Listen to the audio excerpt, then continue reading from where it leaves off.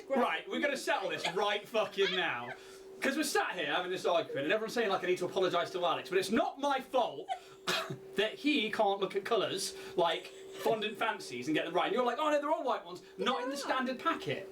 The standard packet is yellow, pink and brown. Here's the thing. If Christmas edition we is allowed white. the Halloween edition. If we're allowing the Halloween edition, we've got to allow the winter edition. But you didn't say, That's true. in that instance, you just said, what about the orange ones for Halloween? And this is where semantics really plays a difference here. Because, yeah, the orange ones are banging, yeah, the white ones are banging, but when we talk about the core of Fondant Fancies by Mr. then Kipling... Is it because- specific about the core from the onset? Is it because he didn't start with, but what about? If he'd started the sentence, but what about? Yeah, then I'd let him off. But Then you'd right be like, now, I'm all not right. apologising to him. Okay, all I'm hearing is a bitch being a bitch. Yeah. Don't deny it. In the slightest, I don't fucking deny it. I'm not apologising to him. You can apologise to me for even suggesting it. Welcome back to our 50th episode, which is wild, of Starfinder here on the Dragonborn Industries podcast, Twitch, YouTube, and across the board. Get some shards inside you, please do. I eat so much chocolate already that it's crazy. Love it, inside me. Thank you to everybody who's here already live in chat. We are going to be doing a giveaway tonight. I'm going to talk about that in a minute, because right now, let's just do some introductions. Hi, I'm Ian, the Dragonborn Bard, and I'll be your games master for this Starfinder campaign here on the Dragonborn Industries channels. And I'm joined by a full table tonight for our episode 50, which is incredible. Let's start with Tamsin, who has a mouthful of food. We're not going to start now. No, let's not do that. But how are my lovely, lovely players? Excited to be here. Yeah, all goody Yeah. in the hoodie. Yeah? Alex probably feeling a bit sour. Do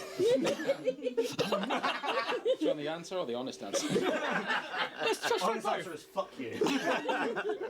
Dick of insults.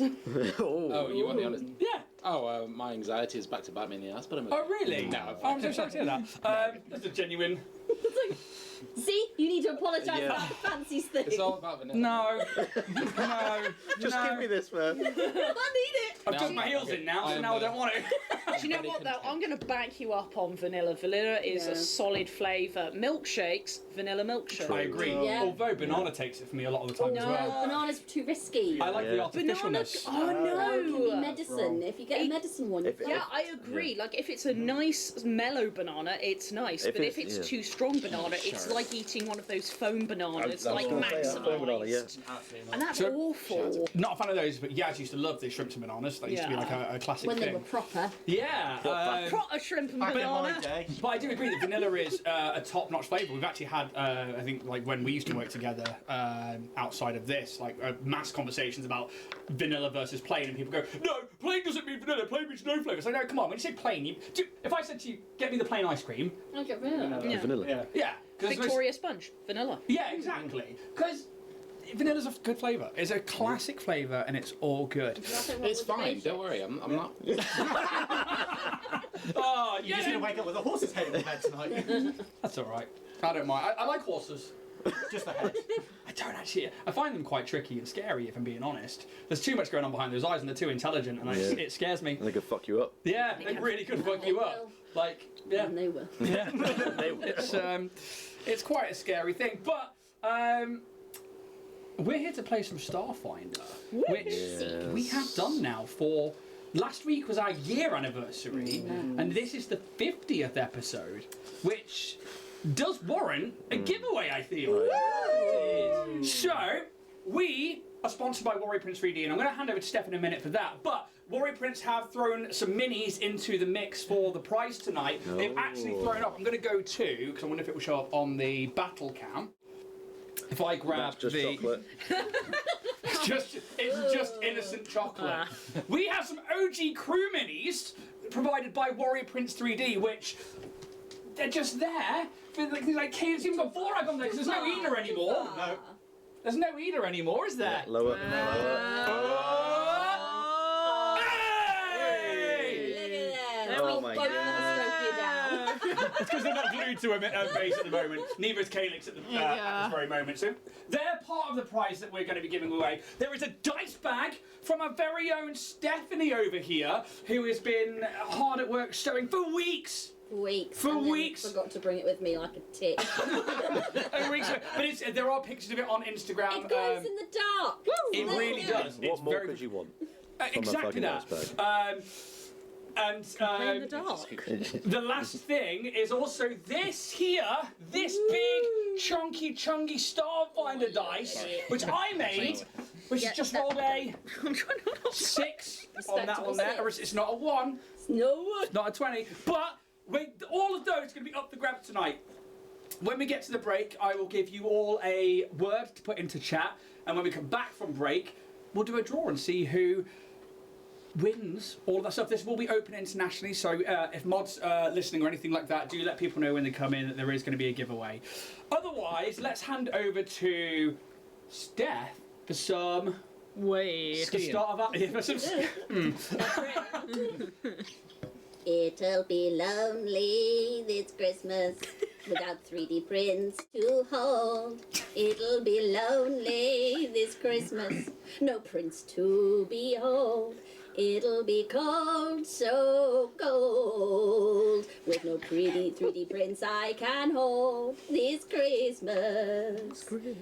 Zeta 38C69. Nice, here. Stuck in what I have come to know as a kitchen appliance. Here to remind you that you have all the necessary flesh-covered bone sticks, ocular jelly balls, and money-carrying receptacles to be able to log on to www.warriorprince3d.etsy.com and purchase high-quality 3D printed terrain, miniatures, figures, collectibles, and more. Perhaps as a little treat for yourself or a secret Santa gift, whatever the fuck that concept is.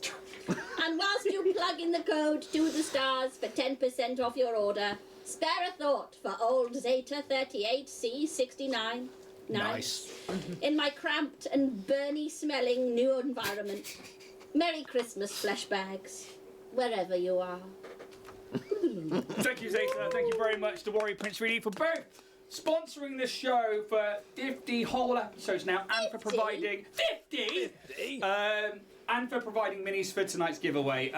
We absolutely love you, Richard. Everybody out there needs to go check out Warrior Prince 3D. They are absolutely awesome.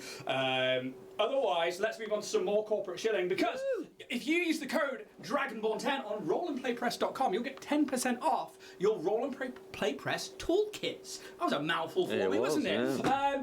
Where you can save time and space behind your GM screens with these amazing books. They help flesh out worlds, they help you to build and construct things within your worlds, and they are genuinely, I love them. I use them all the time, and I really do enjoy them. Let's have a look at the fantasy character kit, shall we, today? Go for it. Tamsin, Oh God. Right. pick me a number up to 175. Oh God. Right. 3. I That's fair. love it. Got to go all the way This to is the the start. content. Oh, nice dice. You joke. This is content. Pick a number Higher than 3. up to 175. What about 4? Okay, I will be sensible. 42. Answer to the life universe and Yeah. I wonder everything. if this is Grab one it that we've out. done before. I know we've been in the 40s a few times. So let's see what is happening with party relationships. So this falls under the bards and performers, and you can, if you're building a character, you can add some more to your backstory with a page like this. So roll on the table below for each member of your party and insert their name into the blank. It's a great way to form dynamics between you and the other members of your colourful, eccentric and feisty troop of adventurers. To which end then, Tamsin, I'm going to go back to you. Roll me a d20. Let's see what your relationship with James is like. 10. 10.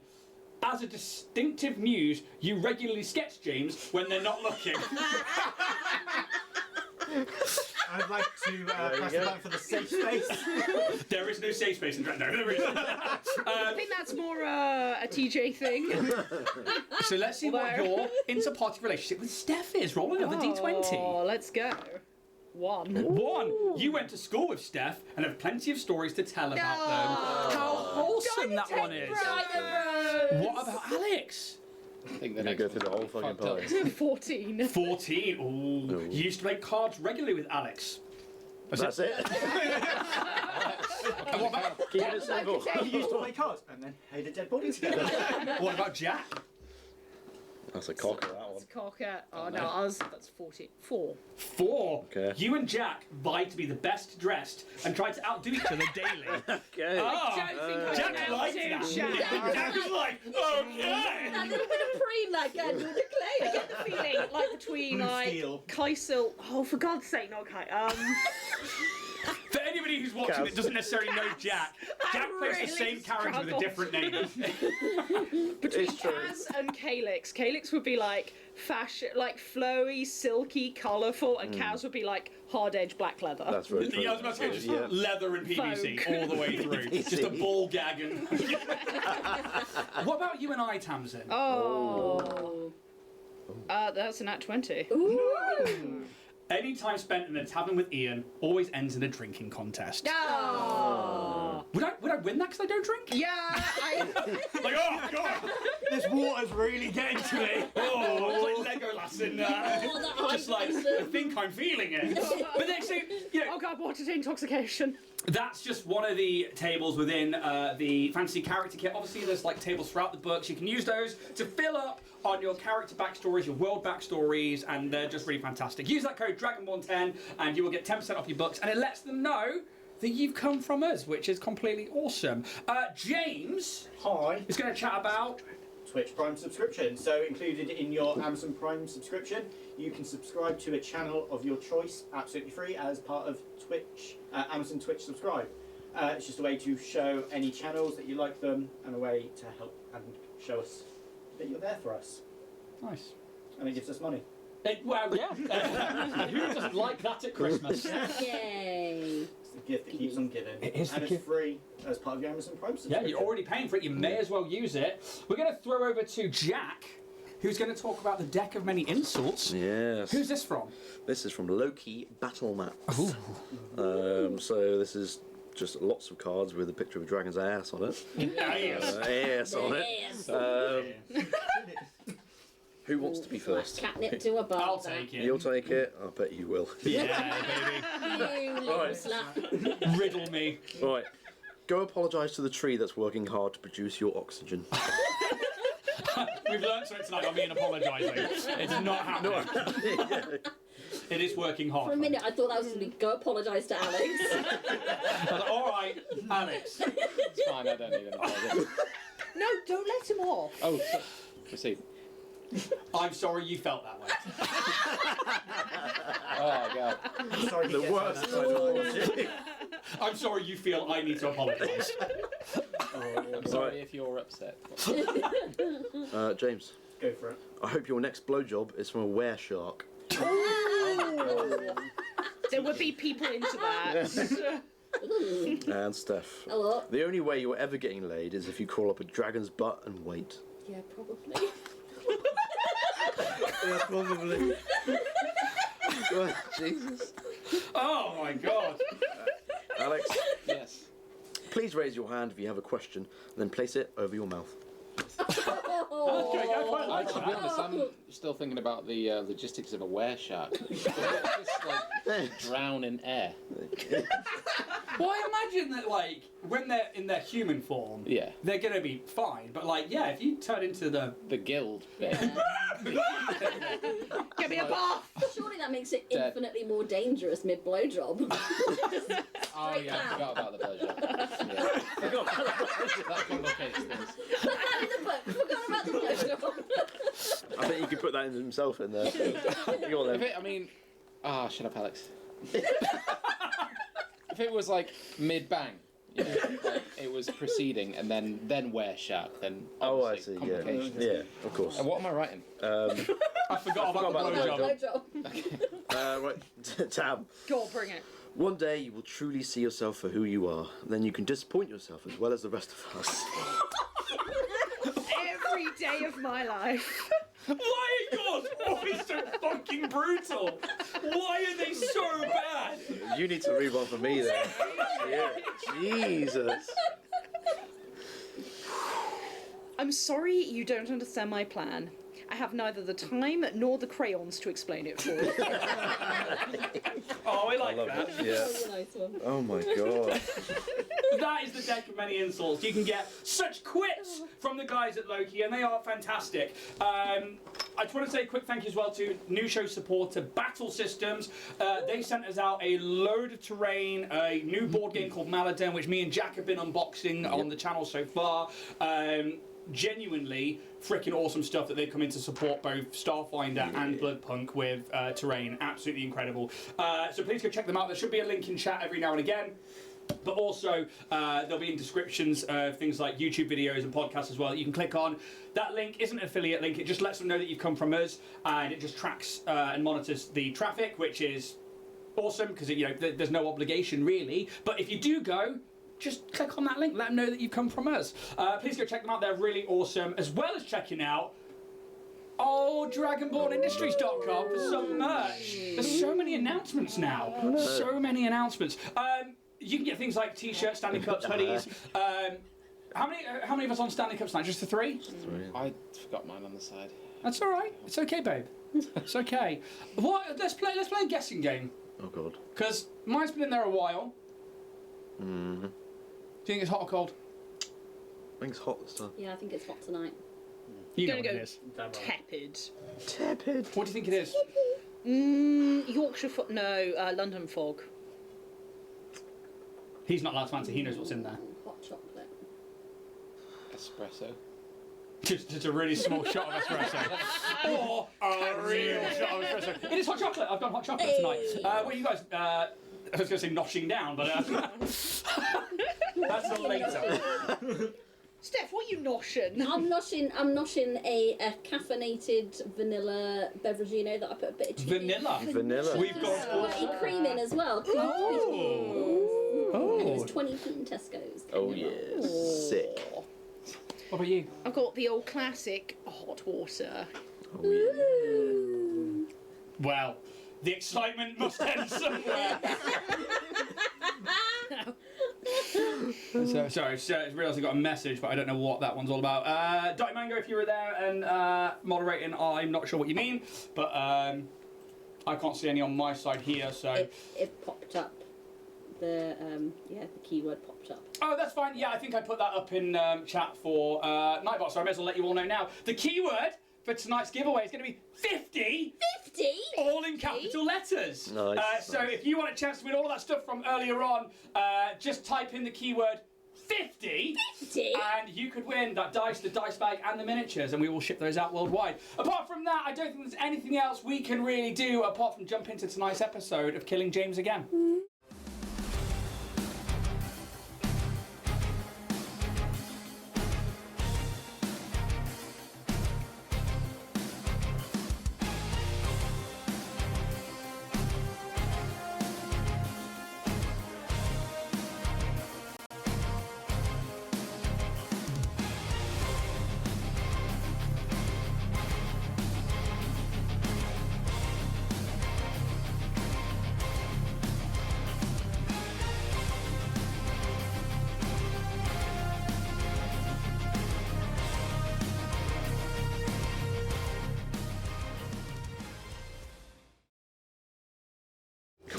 Great. It's a great word. In the wake...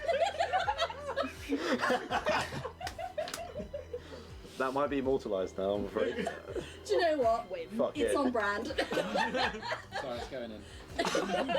In the wake of another death, the crew have to have a conversation that they have put off with Rena Constantine of Dynatech Defense Forces. Rena is a straight shooter and doesn't pull any punches with the grieving party. She lets them know that the party's actions here are going to be going public, and that the people who ordered their execution are going to now be questioning how they are still alive. And Rena lets them know that she will have to punish those who have failed her from so many light years away for failing her in the company.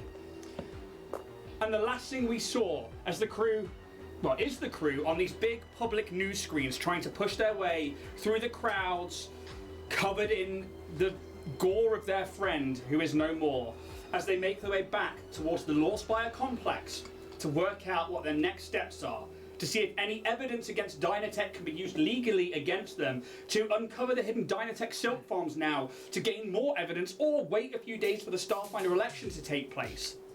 But that is where we are jumping in today. As you find yourselves outside the Lawspire complex, the odd camera drone or two of some late-to-the-party journalists still every now and again try and snap a picture or a small video of you. As you cross into Starfinder territory and around the Lawspire complex, they do stop following you. You find yourselves outside of this tall structure. There are like gardens and benches and everything all around you, but the main Lawspire of this area, the home of the Starfinder Society, you find yourself outside that main atrium and the main doors. What would you like to do? I think we need to get off the streets ASAP. Yep. Let's go in. We have been seen by everyone. Yes, it's going to make it rather difficult to move about now. Little. I think silver linings. I think it can be worked. I think it could. Obviously, it presents some difficulties, yes, but we got a good foothold in. We got to say our piece before they could spin it into something else. Suppose. For now. Yeah. Doesn't mean they're still going to not want to come after us and kill us. I mean, they were probably going to anyway. It wouldn't have taken long for them to know we were here. Really. Should we head in? We shall. Okay. We head inside. Yeah, you guys make your way through this like large semicircular door. The first thing that you see obviously is like this large atrium, which is kind of very canvas top kind of shape, that kind of curved up to a point in the center, where in the center of this room is this large statue of a bold but bearded dwarf who wears simple traveller's garbs with a Starfinder badge. You know this to be the statue of Durivor Creel, one of the a recent martyr of the Starfinder Society. As you enter, there is it's probably late afternoon at this point, starting to get early evening, and you sort of see like towards the end of their shift, an older gentleman with a turtleneck collar, short sleeve, set of Under Armour, trousers and boots, with an embroidered Starfinder symbol. It's like, hey, welcome to the... And he sees you and stops as you are just covered in... Eda. And it's like, oh, quite a mess. Is everybody okay? Is it probably need to get cleaned up? It's been a day, John. It's been an absolute day. I can see that. You looked lovely and clean this morning. Now you are covered in 1, 2, 3. Shouldn't there be 5 of 6 of you? Because Ren, who obviously this other Starfinder, and he's just like, if you don't mind, I'm gonna head on down to the Archive Cortex. I'm gonna let Chiskisk and Historia 7 know what's been going on. Good to see you, John. And just heads to the elevators. You know where I am if you need me. Bruce is going to look around at all the Viscera and be like, no, we're all here. Yes, In one way, yes. all here. I think we should probably go get cleaned up. We should get cleaned up. Should we go up to the room? Yes, and then I think quick. And laundry as well. Yes. I've still got to pick up my commission from Fishman. Fishman. I think you may want that delivered. I think I might. If we can send for items, if it's not in the Starfinder's names, we can have people collect things for you. John, you are a gentleman and a scholar. That'd be wonderful. I've got some clothing at Tinker Taylor's Soldiers and Brine or whatever it is. Gillicuttys. That's the one. Yes, many young whippersnappers go to films. And he brings up like a small. It's actually he has to take the data pad out of his pocket. It's not attached to his arm or anything. What was the name on the order and what was the item to be collected, please? So it's TJ Squeakson, and it is. Wait, T. Yeah, T for Tango, and then J for... Have you got any? I'm quite parched. Here you go, just the thing. Spend a result point.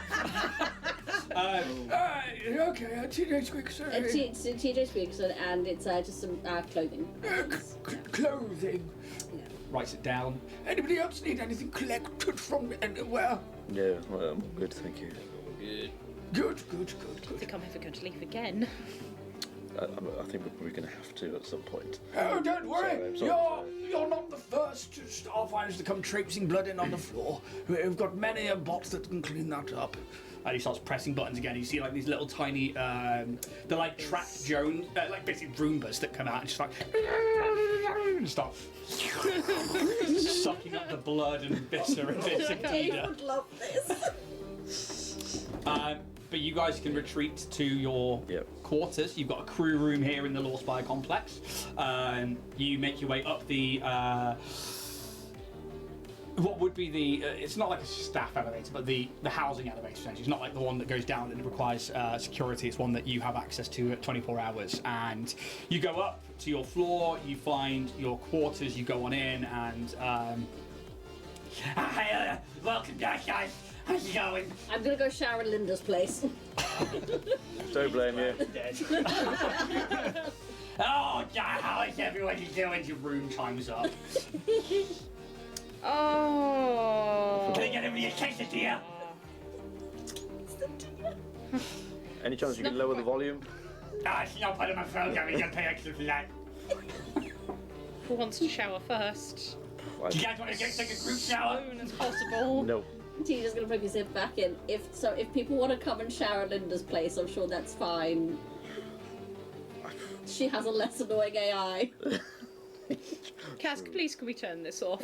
Trust me, Ida and I had tried. What's wrong, Calix? You don't like me. I love you. We tried our very best. I prefer the quiet. I can be real quiet. That would be great, thank you. No worries. You look more uncomfortable than the Viscera, so I would suggest that perhaps you go first. Okay, I would like that. Okay. I just like slither into the shower. Viscera. Unless there's anything in particular that you guys would like to do, you guys I think can. as I go by, I just like pat the pillow that Ida was sleeping, just like a little pat, and just be like, I'm sorry. And then, And you guys can, you tell me how long you want to spend here, what you guys are wanting to do. Maybe a long rest? I mean, we could do is one chance for us to actually have a long rest. True. Yeah, I mean, if you guys want to just start fast forwarding through the night and just Because it gives us a bit of time for everything to sort of calm down and lay, And then start afresh. Yeah. Sound good to everyone? Yeah. Cool. I think I would take my long rest in the library, for lack of better term. Yeah, get onto the archive cortex and stuff like that. TJ? I'm out in Linda's place, and I think just doom scrolling through the internet, and I think just fixating on how things are being put out in the media and in the news, and just sort of trying to kind of see what angles outlets are taking and sort of storing it, going, right, okay, if that's happening, then we can counter with this, and just going into sort of work mode. Yeah, and I think that you happen across a few news reports earlier today in the free markets, we saw that a group of Starfinders who were once previously thought to be Dynatech employees, suspiciously on the run from Dynatech, re-entered some property owned by Dynatech and seemed to cause some kind of ruckus. But it appears that they were let go by defense team leaders Rena Constantine, and an image flashes up of Reno and Elijah Royce Lurin. And then it goes to you guys leaving covered in viscera. Who knows what happened inside there, but it's sure to be said that it was some bloody affair. And Canadians. South Park. what's this all about, guys? We go now to a guy who's over in the forehead. Hey, buddy. Hey, buddy, I'm here with another Hastoki. His head just flaps around. And they do cut to a reporter who's there, and they're chatting with a Dynatech security official, and they're like, hey, buddy, can you tell me about anything that's happening here today? Is there anything going on with, is this to do with the Hastoki batches and everything that's going on with the quarantine there, buddy? Hey, guy? And it's like, I can't say anything. I'm not allowed to say anything, you know that. It's like, yeah, but guy, come on, guy, you're my friend, guy, hey, buddy. Hey, buddy. I'm not your friend, buddy. It's like, I'm not your friend, guy. It's like, I'm not your guy, buddy. And they keep cutting across, and there's news reports on the Hastoki being quarantined, and will companies get their money back for their money? Will Dynatech refund them? Is this another scandal for Dynatech? We recently saw the expose on finding mercury and lead within armor, which led to the Decimar silks being used widely in their Hastoki clothing and a lot of their new armor. And obviously the journalists are now tying everything together. You start seeing that. There is a couple of reports that would be like, recent accounts from a TJ Speakster with a H for Hastoki is bidding for freedom and to make the race themselves or the species an accepted race within the Pact worlds. However, much information must still be gathered before this can be put into effect. Ian forgets the words. It's a lot of hard ad-libbing here, guys. The news is just ad-libbing whatever we think. And it really is just... the big news has been you guys. And every now and again as well, it comes back in with, like, images of you guys having come back from saving, obviously, Dynatech lobby. And they're like, oh, what's going on here? Like, obviously, there's more to this story than meets the eye. Then coming back from Dachi and the Dynatech putting on, like, this big stage show with you guys. And, like, you know, all of it starting to tie together. And people, like, you can see on, like, some infospheres are, like, conspiracy theory. Starfinder's vie to take over Dynatech. But others are like, Dynatech are clearly just trying to, like, control the media. They obviously want to be, like, president of space. And, like, it's becoming wide open now. And it's becoming more conspiracy theories, and it's becoming more people starting to give themselves a voice on the infosphere. You know, there's influencers like Soulfire, like, I work for Dynatech, and I can tell you now, they are a lovely company. That Hastoki literally tried to bite me. And, like, you know, there's, like, people I'm gonna comment on that with, like, it wasn't me, it was your own fucking underbite.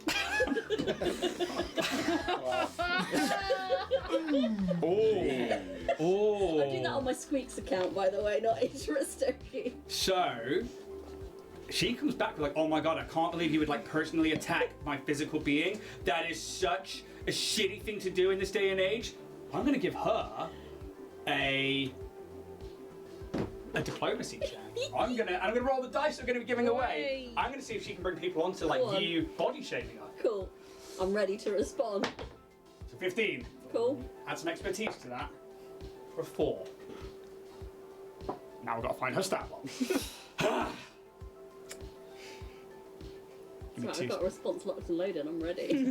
Bring it, bitch. Okay, give me your response while I find her stat block. Mine is like you did to me when we first met, and I'm gonna screenshot that initial back and forth that we had when she was like flaming my outfit. When I was just an innocent Hastoki, new to the world, trying to discover myself. I learnt this from you, babe.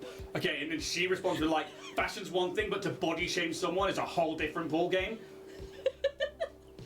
Oh, I'm just like, my friend died today.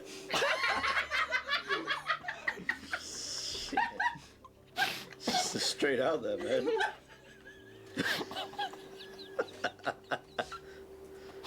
Oh my god. The fucking back out so quick. You're gonna make contested diplomacy check. Sure. This is gonna be to basically try and win over part of the infosphere. She has a +5 to this. She's a total of 24. No, just maths. 29. Okay. 29. So there are people that take Soulfire's side and like they're like, yeah, you tell him Soulfire. You're like, they're not even like real people, and like there's people that really like make Dynatech great again, kind of like go for it. And, Madder. Oh god. Well, the other side of that is that like then people jump to your aid as well, and it becomes this like it's almost like a left-right argument happening where you two now like step back. We were like, his fucking friend died today. What the fuck, Soulfire? And like it just becomes this like messy, but it's gaining traction. I will let you roll a D100. Shit. I need my wife. Yeah. 65. You gained 65 followers on Squeaks Nice. and on H for Hastoki. But apart from that, is there anything else you guys do during the night? Drip off the sand. Rumba cleans up. And I'm spent. Long rest, yeah? Not for you, sunshine. Gotta have a body to rest. Not for Gaz. I think you would just take a good long wash to just rinse away the day. For a day. What? And you guys can mark a long rest if you are waiting until the next day. I'm pleased to know, guys, I've now got 318 followers. Way. Are my bots still in effect? Even though I'm dead. I'm afraid those ones will be in effect, but no more are going to gain from it. Okay. What I will say, because I forgot about your box being in effect, you can roll a d20 and add that to the last one. Not the one that you've just done, but the one previously before. We'll retcon that and let you add a d20's worth of people. What's this? Your extra followers from Ida's bots. Not for this one, but for the one just as he was dying. Because he was technically still alive and his bots were in play before he went splat. So, am I A rolling d20, you can add Sure. those to it as well. 2. Makes up to Just like how I'd roll. round 320. Blaze it. But if that's it, Nice. for the rest of the night, you guys, you get sleep. You're not going to get any negative levels, you're not going to get any exhaustion, anything like that, because it is comfortable sleep. Every now and again, Sid pops and is like, just checking you guys are okay. And it's just like, you sleeping? Yep, you sleeping alright? Everything okay? Yeah, cool. Just let me know if you need anything, guys, that's what I'm here for. This is why I'm in the archive. It's just Kaz and Roos in that. I think it is, yeah. We're just buddying it up. There's like a lens in each one of your beds. Just checking you okay. Is there like one specific place where Sid's voice is coming out from? Yeah, so there is actually a console that's next to the door. And you know, like the whole like red eye thing with like Yeah. what's the film? 2001. Yeah. Very much like, so there's like a red eye and there's a control panel and a voice box there, and it kind of surveys the room. I think I'll probably because I'll create I can create something with a nice noise dampener. So I'm just gonna like create it with a little sort of click of my hands, and then attach this small little like disc thing on the wall, and anything within 30 foot is just dampened with noise. So, Dampened? So. He just shouts loud.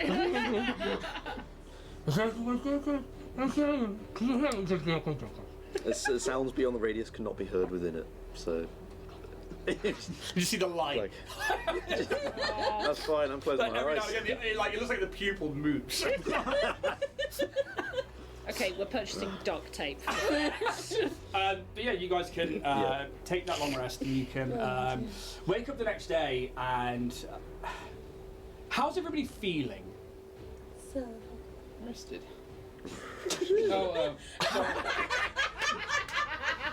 Oh, I had a great day killing yesterday. Just Remembering.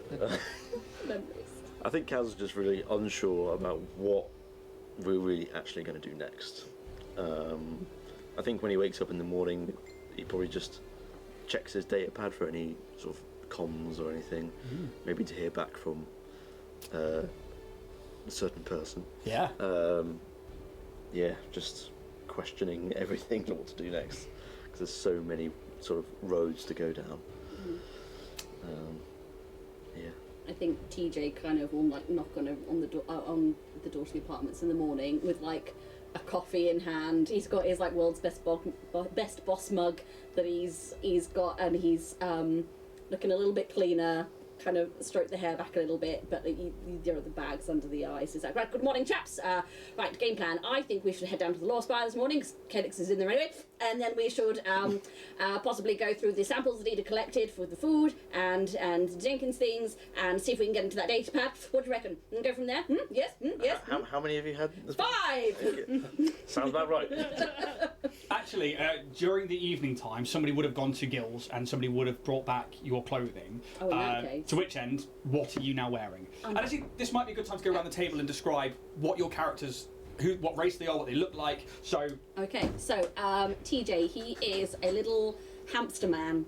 In kind of sandy coloured fur, these big round fluffy cheeks and whiskers, these usually bright little eyes. Has been wearing previously what is essentially an Elvis suit and cape with pirate armour over the top. But we see TJ now, he is back in a suit. And I think it is, previously he's been in this sort of like dark black suit with these little like blue pinstripes on. He has gone for a sort of this time like a light kind of powder blue suit. Chinos. Yeah, with chinos, like the kind of boat shoes. There is a kind of like he's wearing like a paisley tie, crisp shirt. He's got a little like collar pin on and everything. That's like the little Starfinder, or just little stars. I hated it until then. Yeah. Like little Starfinder yeah, little ribbons. Starfinder ribbons. And he is looking. He's in a full three-piece, but still with the pirate armor over the top. I mean, you could get that incorporated into it if yeah, you want to. if that's been an option, then yes, he will have like the symbols have sort of been like buffed off, and it's just a lot cleaner and kind of more tailored looking. As you got like the resin plating is like tucked into the insides of it and stuff like that, so it like fits the body really nicely. So things like gives you like a bit more of like a broad chest and stuff, but it's. Yeah, and I think this is, like, TJ's always looked like a little portly round thing, but I think the way he's carrying himself as well, you can see that actually he is a little bit more, has become a little bit more athletic over the course of the journeys. Looking mighty fine this morning, TJ. Thank you. I'm loving the outfit. Thank you very much. I'm feeling that I'm ready to step back into the corporate world. Hopefully on the right side this time. Absolutely. Well, since you two are having the conversation, what does Kaz look like? So I think he bought a black sort of leather-ish jacket, but it's kind of like not just above it; it's like lower than the waist. I'm not sure how you would actually describe it. Thigh high, thigh length. If you can imagine like a detective sort of like jacket. Trench coat. That's the one. Trench coat. Thank you. Is it like fall to the floor one? Not all the way to the floor. I'd say like maybe like back of the knees, perhaps. I think underneath that is. Rain That he'll only turn the collar up on as it rains brutally on him. That's Kaz, yeah. And I think underneath is very, still quite practical with his armour. It's not been incorporated into being clothes as such. So you can still see it's like the plating of it and sort of the thin little wires, the sort of hard light wires that kind of keep it all together. And probably like a sort of tactile belt to hold little gadgets in here and things like that. And he is a Strix, and he's got this sort of whitey kind of grey hair that's sort of swept back a little bit, and not wearing goggles now. So with this blue skin, what do his eyes look like? Milky white, and I think there's like almost like a bloodshot to maybe one eye, just and there are. You can see maybe if you looked closely enough, there will be some scars just around the eyes, just a little bit if you looked closely. Quite milky white. If you looked at him, you probably think, oh, he's blind as fuck. Get stick. What about Roos? Because obviously Roos is here in this moment as well. And so what does Roos look like? Well, I'll describe his race. It's just a 6'5" bird. He's an Aspraxa. You would notice that his plumage has changed. It was like a sort of sunset yellow. It's now shifted to sort of like a white with like a blue trim, like really frosty colour. Down with the change. Colour coordinated. I Our like it. people call it the Great Redicane. Mating season. It's going to stick around every couple of years or so. Love it. And then he's wearing sort of like a sort of cargo shirt thing, or like a waistcoat with like just a plain military black t-shirt, big old utility belt with like a pistol strapped to its buckle, and then just like sort of padded armor down his legs, things like that. And his sword is still very much a very large, like hoisted at his back. So the whole time I've been carrying a shield, but the way I've like thought about it in my head is my shield is very much part of my like summon it sort of thing. It's like an iris or something. Yeah, so it's kind of like that, but like kind of made of sunlight maybe. So he doesn't carry a shield, but he's very much head to toe in like the utilities. Nice. Yeah. Okay. I'm going to wait for Kate because we're not quite there yet. But you guys begin to make your way. He does just a red splat. James isn't talking because James's character died last week. From the window to the wall. He got stripped down the hall. If you had a character, give you a cred stick. That's fair. And you guys make your way down the elevators and towards the main atrium again, where you see this statue of this dwarven man. You see drones flying about carrying messages, and you see youngsters who are probably like new initiates to the Starfinder Society, right the way through to older members as well, like just taking the day, and you don't know whether they're going on missions, you don't know whether they're just chilling between missions. There's loads of people about. You eventually go over to the back of the atrium, where there are 2 elevators that are these tube-like ones that take you down into the archive cortex. Kaz, Roos, whose name I nearly forgot there, and TJ. I was just thinking about the bird plumage. It's just so beautiful. You get in, and you are given access to the cortex now as being members of the data files, and you start heading down into what is essentially the data libraries of the Starfinder Society. You go down a couple of levels, and eventually the elevator comes to a really smooth stop. The door rolls open, and you are faced with this beautifully white, almost ceramic-looking room where there are very like Topoka City, like the Kaminoan from Star Wars, where you've got all of these like beautifully like coned consoles and like just a really nice architecture, a really nice look to them. However, probably sat at one of those is, what do we see? I actually imagine that he's not sat at a console so much as just because he can climb, I don't know if they'd have so much as bookcases, but I imagine they do have like large storage units that maybe are attached to the wall. It's more like servers and screens and stuff like that. Okay. Calyx has probably like found a corner somewhere to just kind of set up. And just kind of has that as their corner, even though it's not like an official corner. It's just so much stuff is now there that it's just like no one else wants to move it. So there's just like knitted blankets and there's scarves, and it's just like almost cottagecore in a sci-fi corner.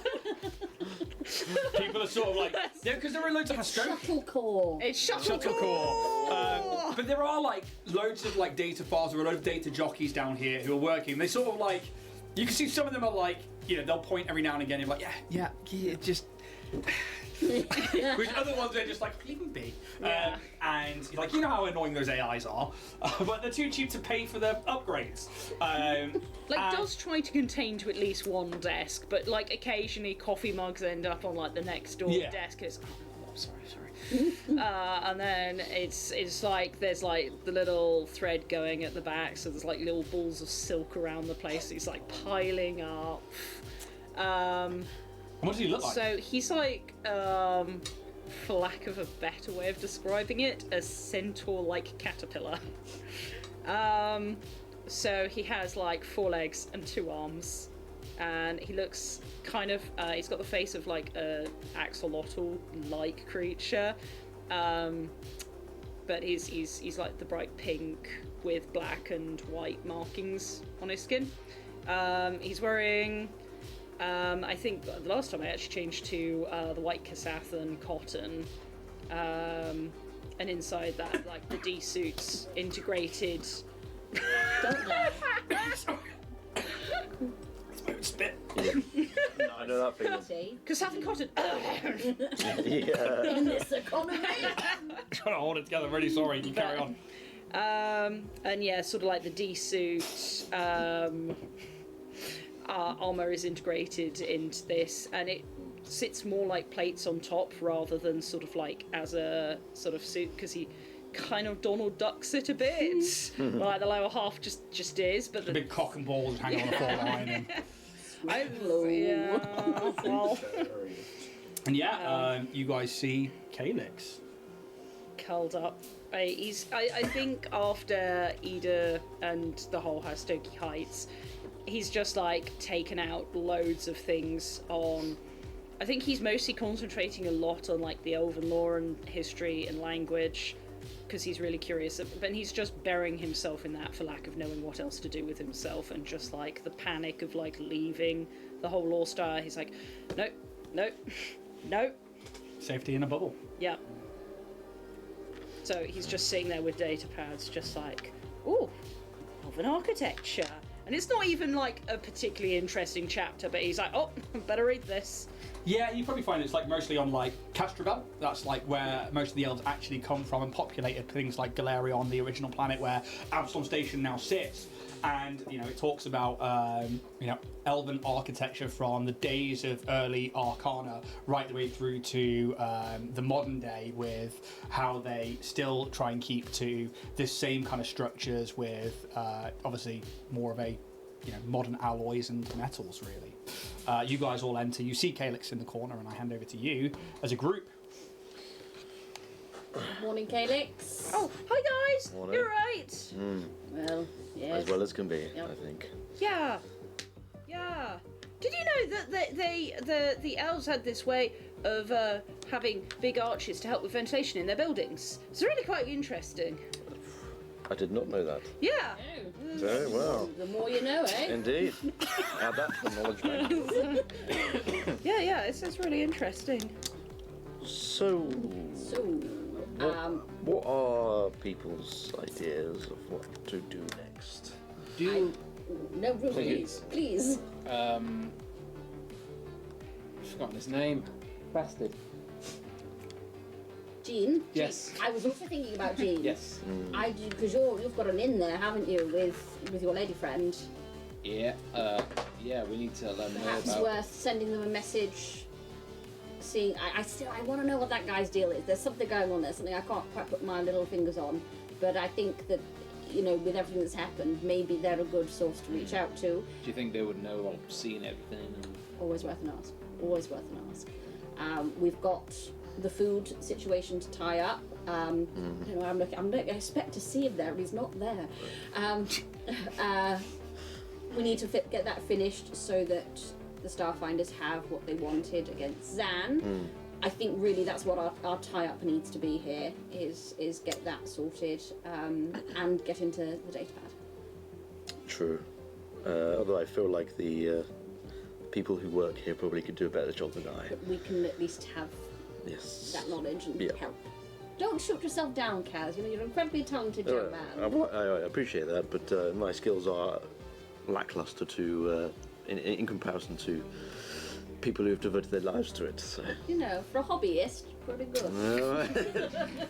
I'll There's take a really it. good guy who sits 3 desks over. Uh-huh. You could go and talk to him. Who's this guy? Go on, think of a name. point him.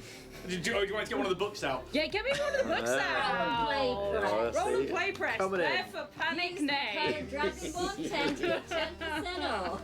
I half expected you to go, James. Would you like to describe it? James has got. No. Alright. So, civilian names, elite names, outlaw names, robotic names. Oh, they're robotic names. Give me a names. D20, please. 16. 16. This is Beeper. It's like, he says, hello, I am Beeper. We're adding Pleasure them to our to collection. meet you. They're an android. You can see that they are, a sentient race within the Pact Wars, and they probably have, they're like a very olive to tan skin with these green ley lines. They have these bright green-yellow eyes, and they have like black synthetic hair that's been like combed over to one side. They also wear the same sort of things that John wears, these like standard trousers with the turtleneck t-shirt with the embroidered Starfinder logo, but on the arm is the data files sigil.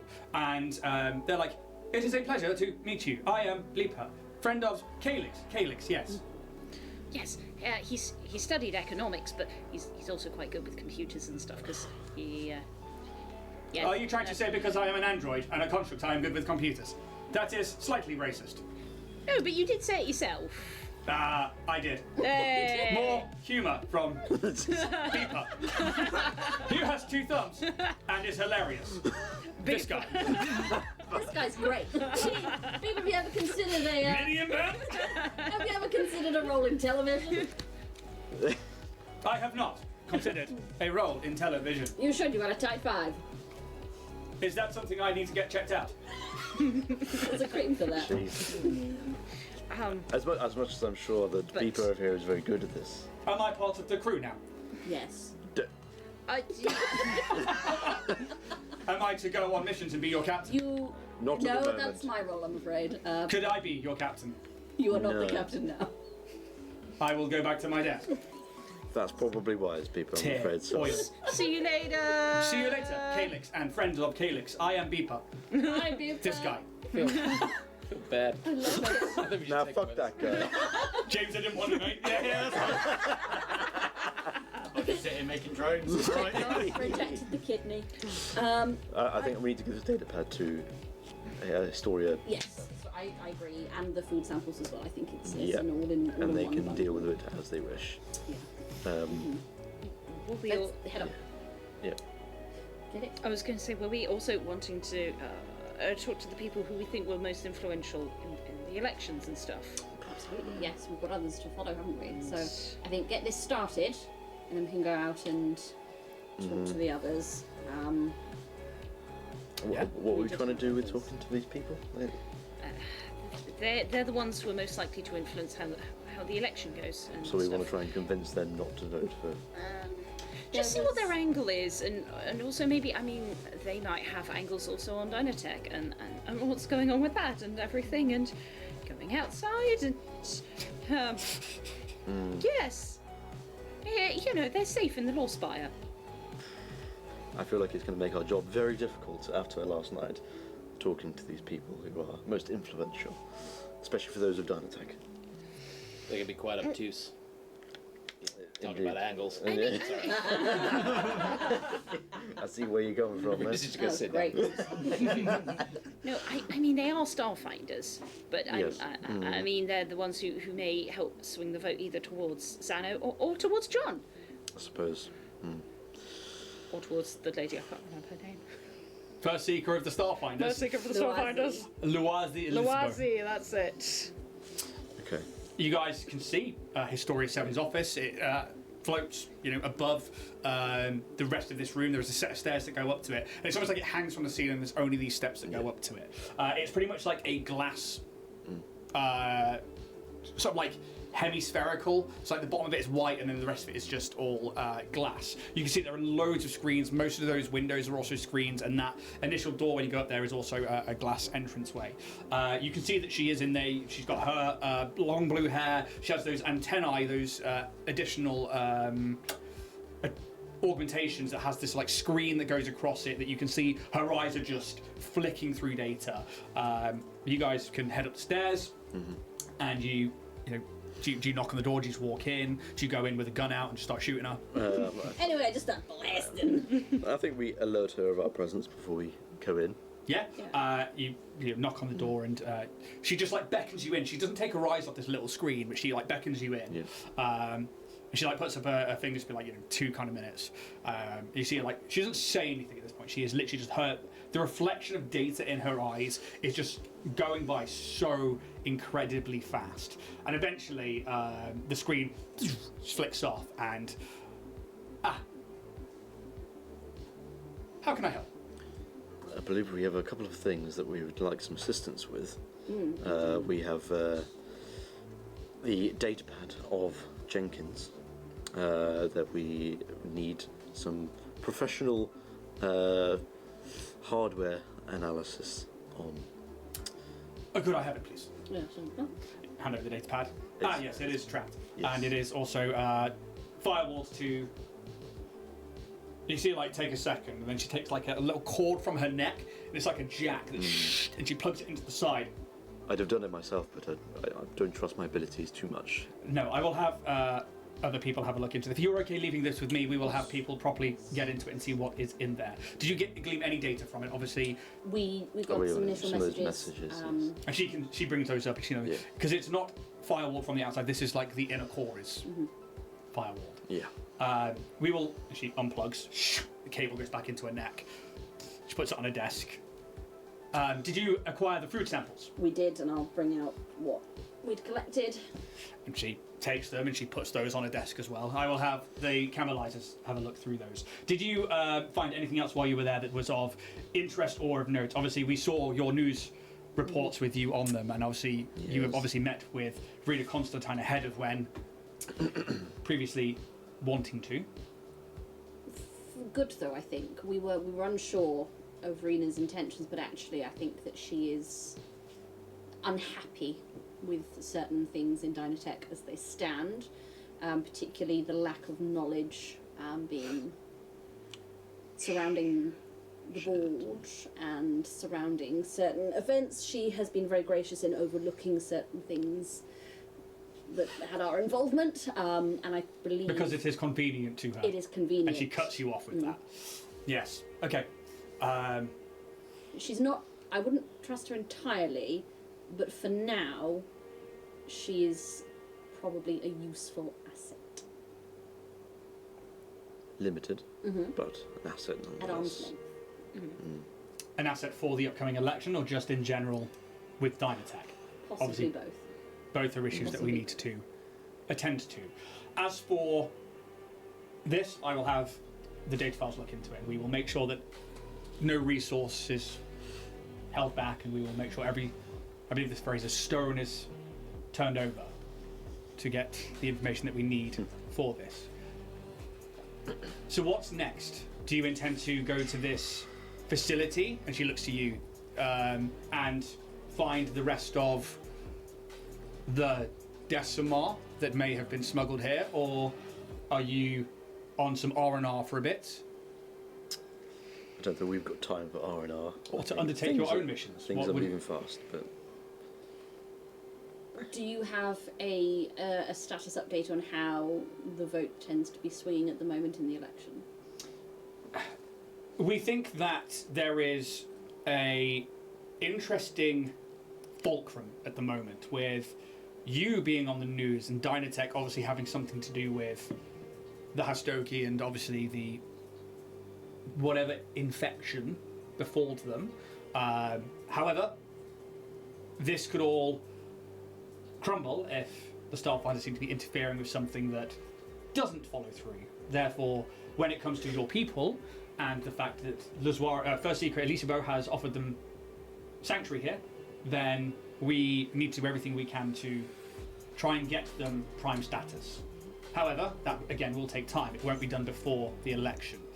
We could probably do with taking whatever evidence we have, and the more the better, to the stewards and letting the law deal with Dynatech.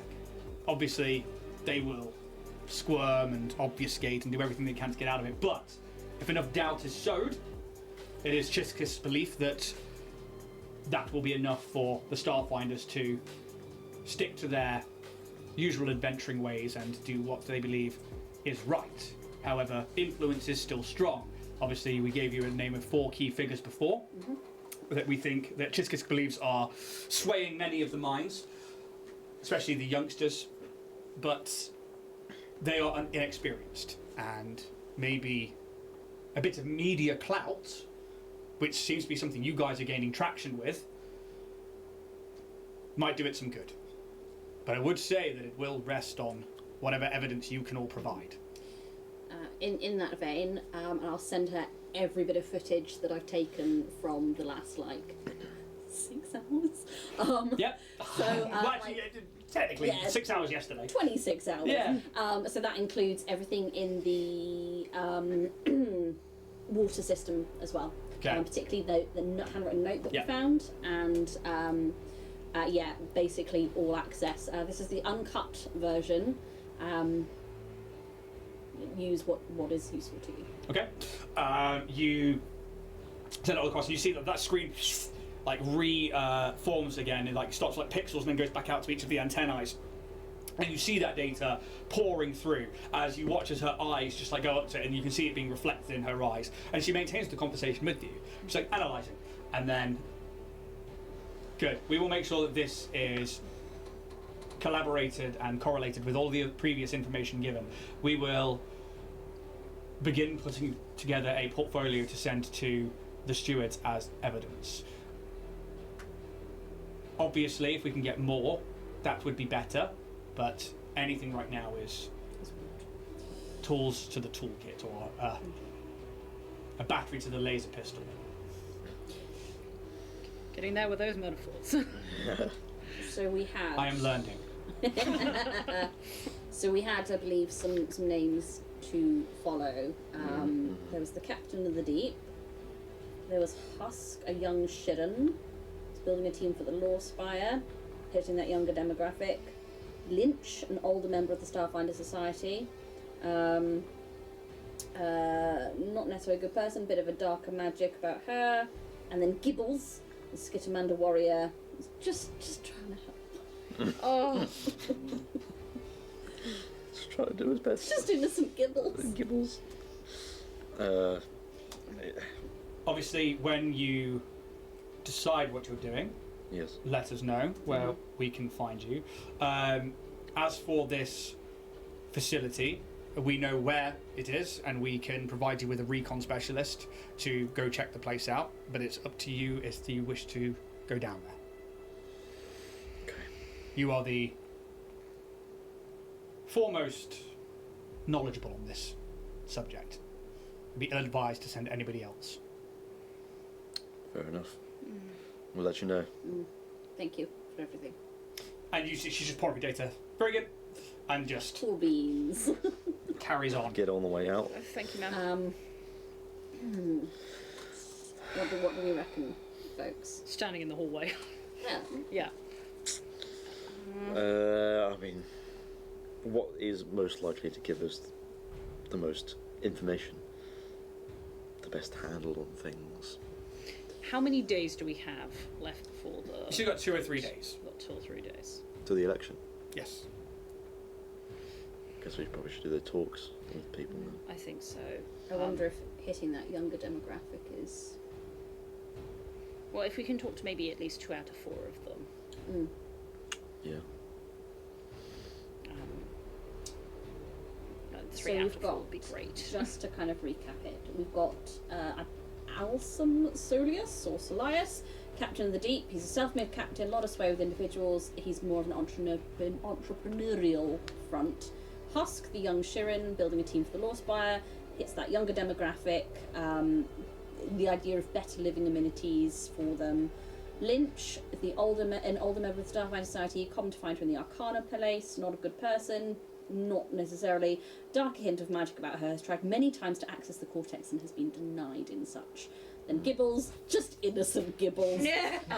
Just trying to do his best to help, and he has more of a combat focus. So we've got business, we've got the youth and their amenities, we've got the older guard with their dark magic, and Gibbles. I think the first 2 were definitely a good idea to talk to.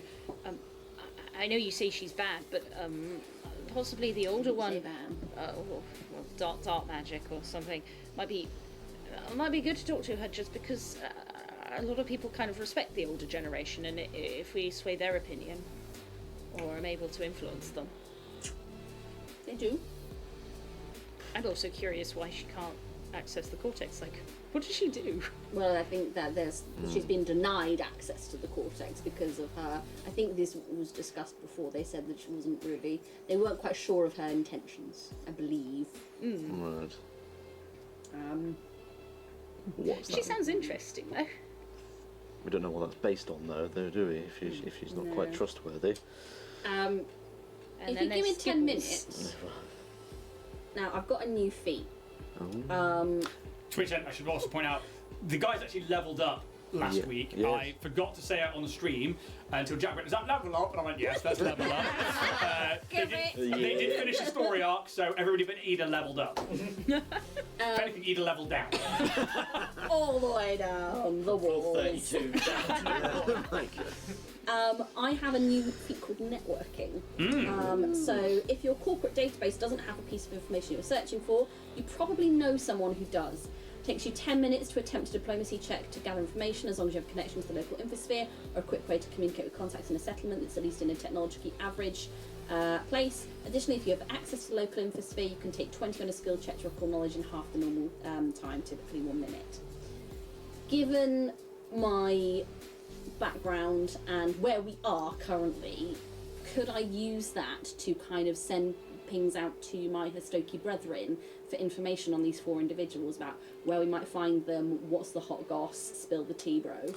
Not only that is, you know many people you've met in the Starfinder Society who can probably point you in the right direction. John the Door Guy being one of them, Bleeper being another one of them, Chiskisk, who is an officer of the Starfinder Society. All my friends, Ipo and Nemo. They're a bit further away. They're a good 2-week space travel away. However, you know, time to visit. you have absolutely built up a network of people that you can contact using that. To which end you can take 20 on it, which means an automatic 20.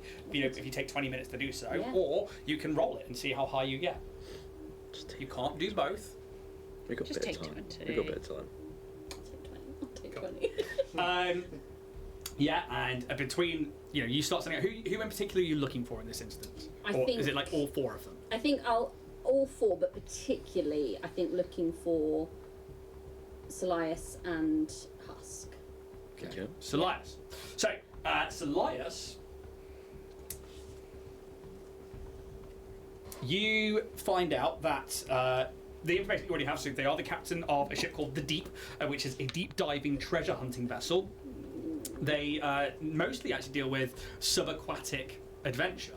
They tend to, they're a solo captain. There is no other crew members for their ship. It's almost like they have a smaller spaceship, and then they have a submersible that they drop into ocean planets and ocean moons, and they go looking for. Bless you. Thank you. Yep, bless you indeed. Rude.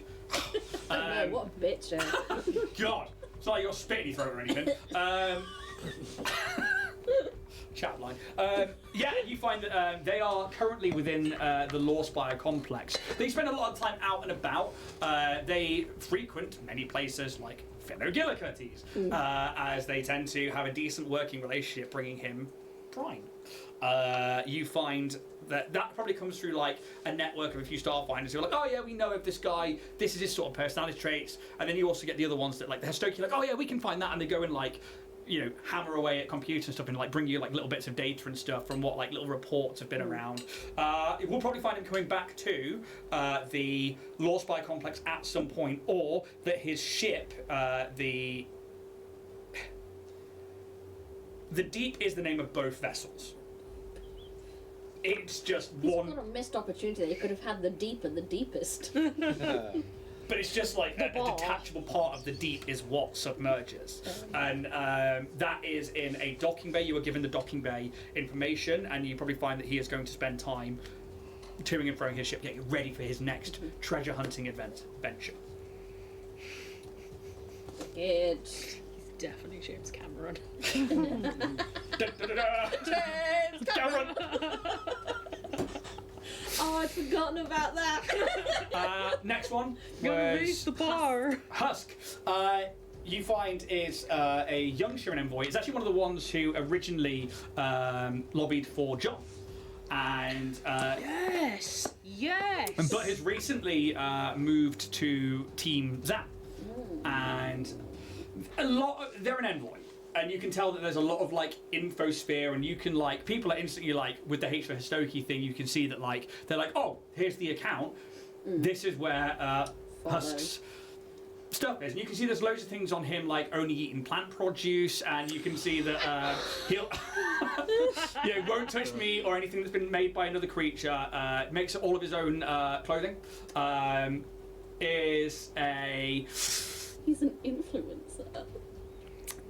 Yeah, you know, a lot of it comes to the fact that like, he likes to make sure that everyone knows he comes from like a near space planet close to a drift beacon. He's like, you know, it's very like outer extensive like. Does he do morning Pilates? You're not sure about that, but they are energetic and enthusiastic in all their posts. They've actually recently found work as a builder within the Law Spire complex. They actually do like little posts on like doing the skirting boards and stuff like that. And, like they've got like all of these like posts about how they're like fixing a couple of things. Oh, you know, guys, this is what you want to do on a mitre at like 45 degrees, and then you're like, if it's more like this bug-like tone, it's like, yes, you want a mitre at like 45 degrees. And, there's a lot of this like influencer kind of stuff to them. Recently, a lot of their posts have been on how it's really interesting because he openly says like lobbying for John was kind of like this joke. that John's been with them for a long time, and that was the kind of thing. He doesn't expect it to go anywhere, but actually his real backing is for Zan, because Dynatech could really bring new infrastructure and new money to the Lawspire complex. And actually, with something like somebody like Zano in charge, a fellow Shiran, and also this influential corporate tie to the Starfinder Society, this could really be a boon for youngsters and for the newcomers up, as it could mean that you get actual monthly wages. You could also get things like, instead of just the adventurer's keep, basically, which is what Starfinders get paid. It also talks about how living amenities using Dynatech funding could become so much greater. Oh, I want to meet this boy. So that's those two. Lynch is a little more interesting. Lynch has a lot of time spent away from the Lawspire complex that you can see. There's no real infosphere stuff on them. There's no social media presence. There's nothing like that. What you mostly get is rumor and conjecture. However, they do spend most of their time in the Arcana Miriam. The Arcana Miriam is another place within the space station, within Absalom Station. It is the home of magic here. It's where most people who go to learn magic or teach magic will go to. Lynch has been a member of the Starfinder Society for 40, 50 years. They're older than that still. They're a Yosoki, and they are very, very well versed with the mystic ways. It's said that they are one of the self-proclaimed greatest mystics to come from Akaton, which is the home planet of the Yosoki, and they came to the Starfinder Society hoping to go out into the universe to learn more, but actually found that Starfinder Society could be quite stifling if you wanted to express yourself in magic or learn more about it. So they went to the Arcana Miriam to continue their studies. They are still a member of the Starfinder Society, and the Starfinder Society often refers to Lynch for magical knowledge. However, within the notes that you can find that's brought to you via other Histoki or other members like Bleeper of the data files, they have been denied access to the archive cortex because some of their magics in the past have been in line with things they may have learned on places like Eox or out in the galaxy, where necrotic magic and the raising of dead has been something that they have openly dabbled in for a long time. And although that's not illegal in many systems, especially for Eox, there's a whole planet of the living dead. But when you take a certain personality and when you take this macabre fascination with power, the data files are we're gonna hold off maybe letting you near what could be potentially galaxy-ending shit. It's wise. As for Gibbles, they currently run a gym here in the Lawspire complex. It's just called Gibbles Gym.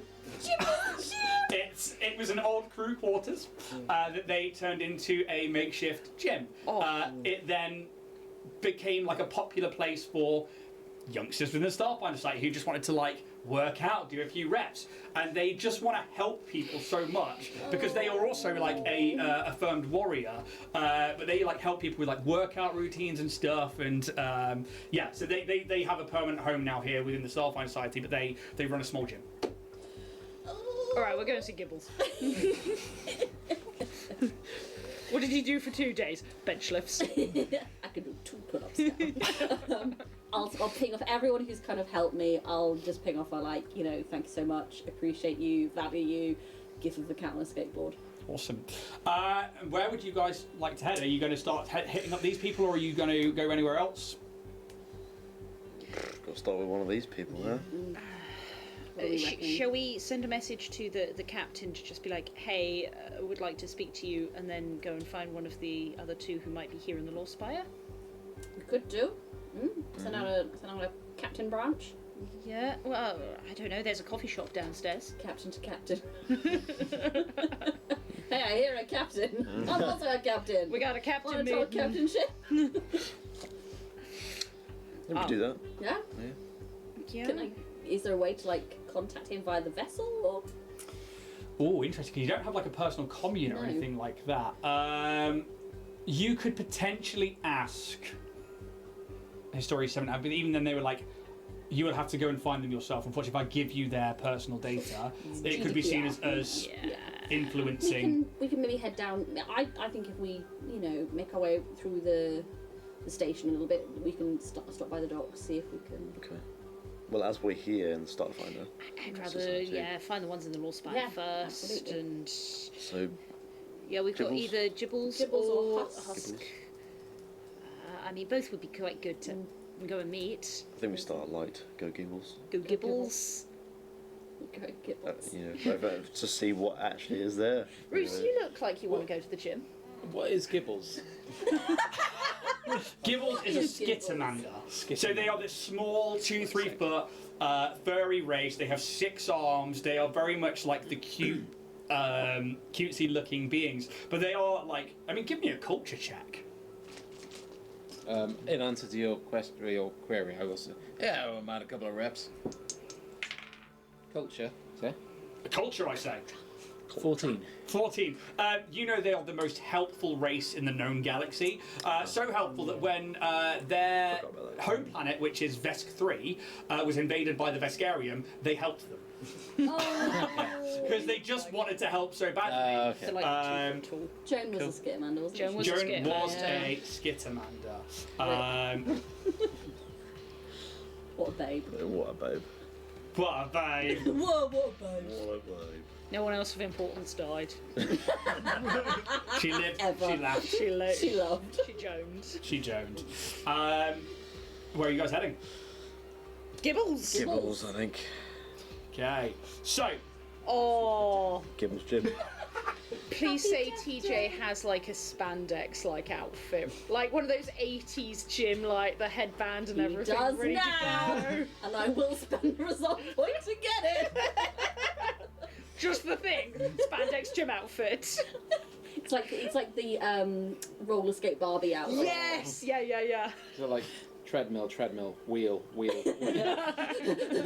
So, you guys can find information about where this gym is, and it's actually on one of the lower floors of the habitation departments of the Law Spy complex, and you actually see that there's a lot of people coming and going, and eventually you get to this corridor where you see a sign, like a neon sign hanging out over what should be a crew quarters, and you can hear the putting down of dumbbells and the clanging of metal and stuff like that. But the sign itself is of this pink Skittermander with 6 arms, each with a dumbbell in. And as it flashes, it changes to the other one, and it's just So good. and it just says Gibbles underneath it, and we're going to go to break there.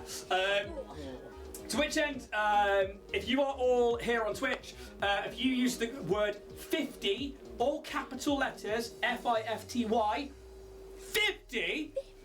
50? After the break, we will do a random generator for everybody who's entered to see if you can win the dice, the minis, and the dice bag. We'll be back in about 10 minutes' time to do that.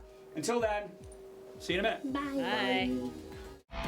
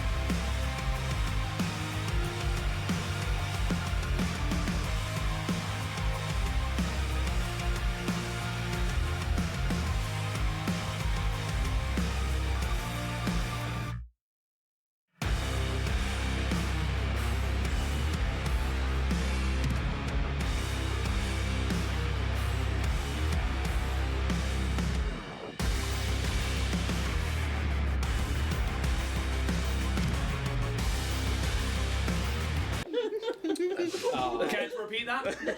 Jack said this, Oh, that yeah. he loves a bit of minge. Who doesn't? I It's all mean, you ladies out there who are looking for a romantic fella. No, you know who Remember, doesn't? Jack loves a bit of minge. Jack, you know who doesn't? Tamsin. fair.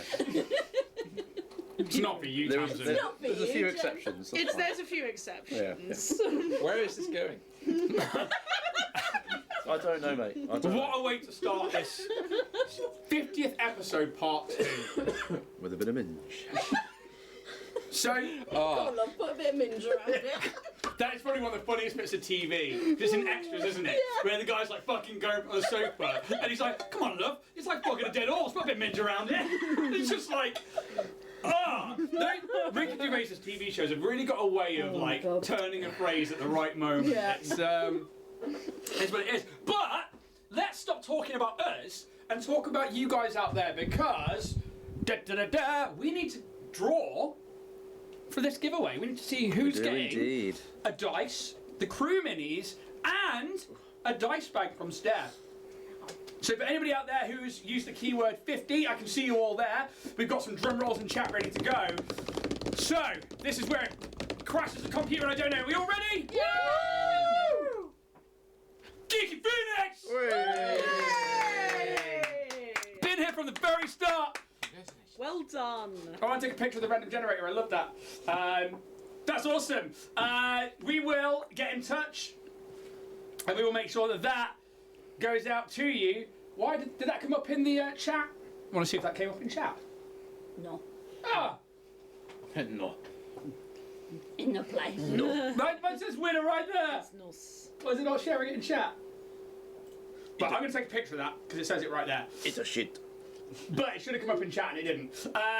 Geeky Phoenix, well done. You have won all of that, which is completely awesome. I'll be in touch. I've got your messaging details, so I will be in touch and we'll get it sent up to you as soon as possible. Thank you so much, everybody who has taken part in the giveaway. It means the world to us that people have been here for 50 episodes. So, yeah, well done. I'm going to carry on rolling with that dice all night, and we'll see what kind of dice numbers it comes up with. It's going to be between 1 and 20.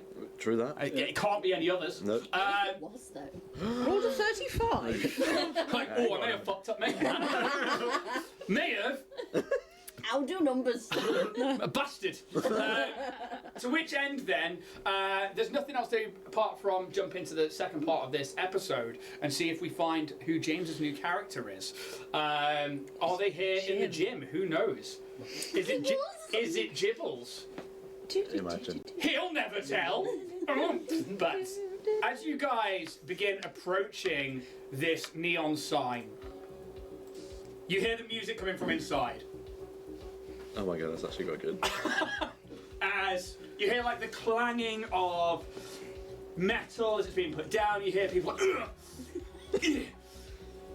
Little more, little more, little more, woohoo, little more. What is this place? Woohoo, that's really good. Woo. What is this place? As you get to the front, you see this like glass facade, and inside what was a crew quarters is things like CrossFit machines. You see like a it's not on right now, but there is like a multicolored light for the center for maybe aerobics classes and stuff like that. There are like proper lift bras in there. Like, hey, you lift bra? You lift bra? There's like two like. One of them's like a Kasathan who's like properly hench, not wearing a top. This like grey, elongated head with a cloth mask over their face, and they're like trying to do like a deadlift with their forearms, and you can see they've got like the gravity is up on these like sci-fi dumbbells, and they're like. "Grrr!" And it's like this human behind them's like, yeah, you got it, brah, you got it. And they like throw it down. They're probably having a good time. You see this like six-armed, pink but buff-looking skip commander. Their shoulders are all properly hench, and each one of them's got the trapezoid-style muscles. Like, woohoo, that was really good, woohoo. He's wider than he is tall. He is wider than he is tall, and he's got these like really meaty hands on them. But they are this like pink furred, 2 to 3 foot tall. They are just wearing like a pair of tight shorts, but the fur like pokes out of them everywhere. And yeah, they're in these two like gym bras, just like properly going for it. Yeah, you can see from the outside this like gym, this sweaty place. There's like a mirror all along the back wall. The most used equipment. The mirror. We.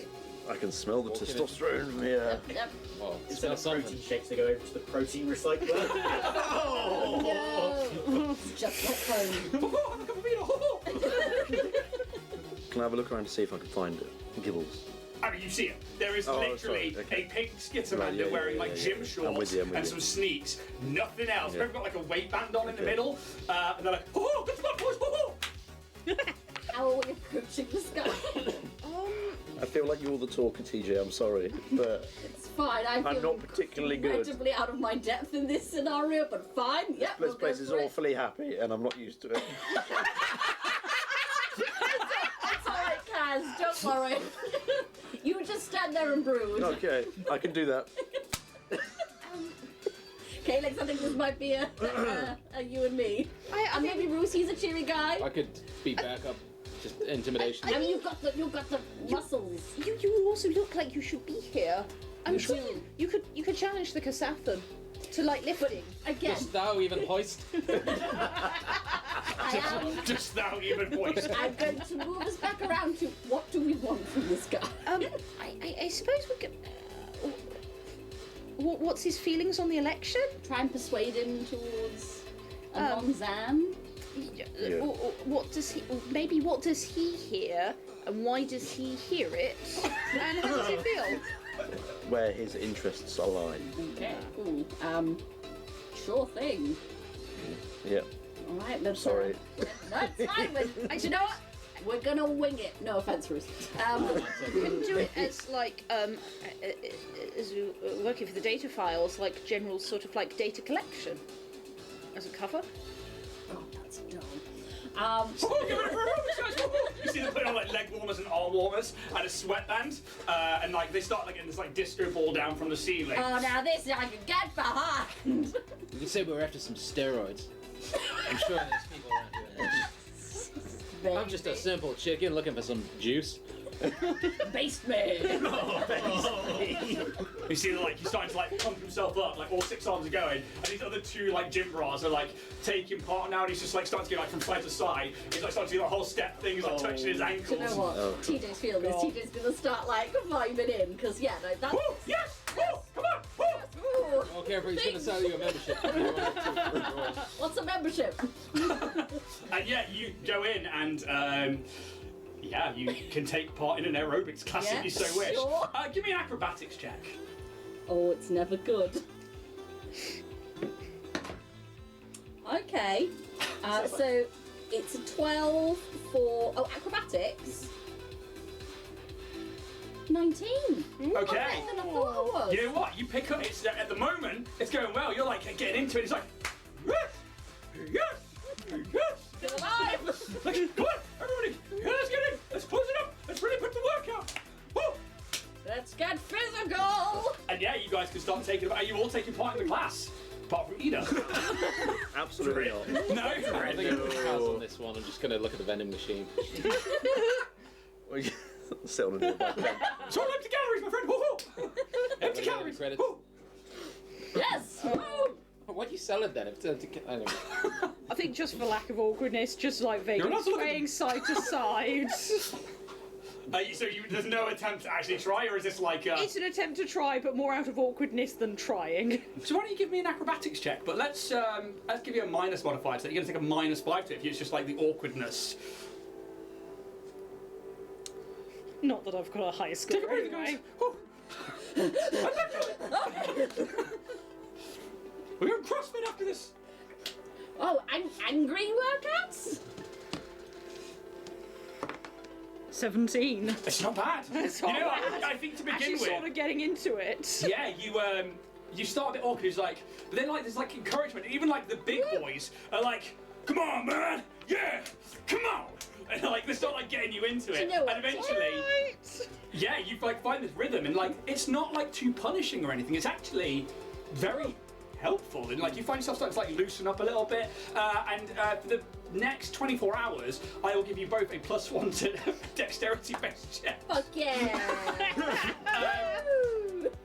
And like for the next sort of like half an hour, you watch as like TJ and Calyx take part in this aerobics lesson, and eventually the shimmering ball goes where the music goes back down to like basic kind of like gym beats and stuff like that, and you can see that like there's like beads of sweat at the edge of the fur, and like they take off their headband and they like put it down to one side and stuff, and they get like 2 bottles of water with their 6 arms.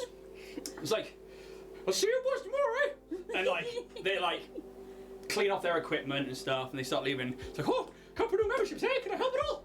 Oh, well, do you know what? We came here to talk, but I must say, you have an infectious personality, my friend. Just like, you really know how to draw people in and make a welcoming environment. Now, I've been a desk jockey all my life, and I have to say, I've never been so compelled to do, exercise, but I couldn't help Exercise is great for the soul, buddy. It's a great way to stay in shape. Great. I feel alive. I feel fantastic. Thank you very much. So the name's TJ Squeakson. Jill, pleasure to meet you. And like as I get the other, there's 3 arms like grab yours and they're like give you like a firm shake. So are you all here to take part today, or? No, the taking part was incidental. I'll be honest, sir. I actually may sign up. It was quite fun. Yeah, it was a great time. But no, we just we heard that you're we're sort of fairly new members of the Starfinder Society, and we've been told that you're kind of one of the people to talk to about this upcoming election, and just give us a little bit of information on who we should be aware of, really. Oh well, I sure am. You'll find that there's a few people taking part in the elections, but yeah, I know a lot of people around here, and I'm very pleased to say that Jibble's Gym is here to help anybody from the little guy to the big guy, and that's what it's all about, brah. Totes, brah, yeah.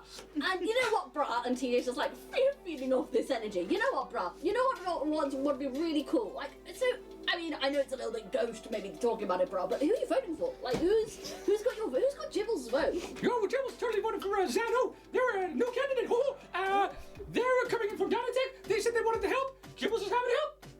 Do you know what? Love that MO for you. Do you know what? I'm actually previously from Dynatech myself. Oh, no way. Do you know Zano? Do you know what? Funny enough, yeah, I have come across Zano. Oh, they're great. They seem so nice.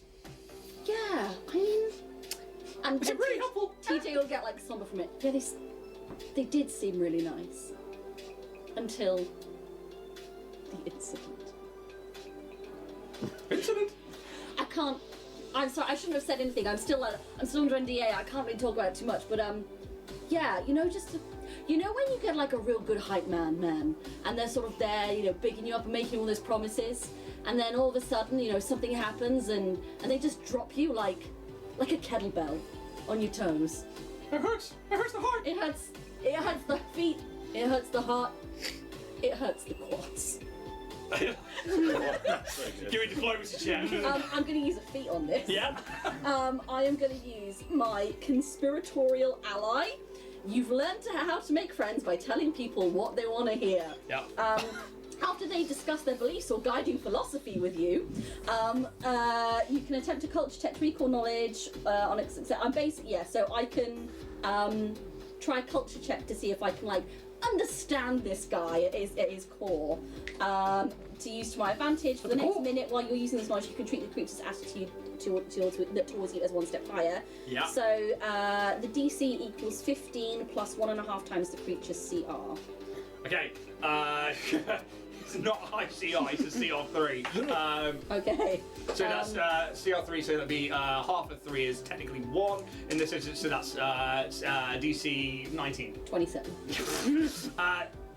You get from a good standing to a very good standing. And then I'll use my diplomacy. Yeah, so, and like you mentioned things like the core and the quads, and like you're already like getting onto the same sort of beat, and like there's this moment where you talk about like dropping them like a kettlebell, and they're like, oh no, that's not good, huh? And they eventually they let you in a little bit more, and they sort of say, that Zano came round and they were just trying to meet other members of the Starfinder Society that they'd been around for a long time, and they took a real liking to Jibbles and the gym, and she took a real interest in the fact that a lot of the youngsters seem to come through here as well, and a lot of the people who basically he doesn't use the term meatheads because that to him is a no-no. That's a bad word. But he's like, those of us who are more gym inclined, maybe rely more on our strength and ability than anything else. It sometimes can be a bit harder to to maybe, make a decision like that. And Zan really was behind them and like making sure they got what they wanted and made sure that that they won't be forgotten or they won't be like looked over or talked down to. And he decided that he was when she asked for help, that really hit home, and he was gonna help her from there. And yeah, I mean, so what is the check that you're now making? So I'll try a diplomacy check to see how much this guy likes me. Fucking hell. Right. You knock him out. Somebody's dropped another kettlebell. 31. 31. Stacked, bro. Okay. What is it you are trying to achieve here? I am trying to kind of win him over to my side of thinking that maybe sometimes people's promises are empty and that maybe he shouldn't take Zan on face value.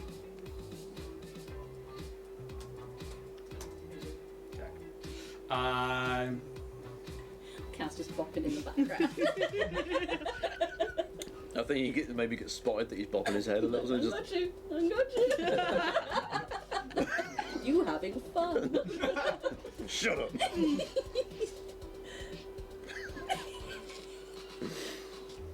so you definitely smashed their skill rating. You have smashed it by... What was your score just then? 31. 31. Their DC was 19, so you've beaten it by 10. You've beaten it by 12, in fact. So they now become helpful towards you. And from this, helpful creatures are not only friendly but desire to help you within reasonable means. Helpful creatures typically give you more lengthy or difficult aid, or offer small services that are readily available to them. When angered or attacked, helpful creatures become friendly, but somewhat guarded, as they are often confused as such reactions to their generosity. They are helpful towards you. At this point, what are you asking of them? Look, bro, I'm just gonna level with you because, I think that I feel I've ascended today just doing your class, and I can tell just by looking at you and how you run this establishment that you've got a really pure vibe, man. I feel that you get it. You get what it's like, and you want to help the little guy. And listen, me too. I've got my own stuff going on, wanting to help the little guy. And respect, brother. Respect, brother. And furries for life. Just jumps up and tries to do like the chest bash with you. I just listen.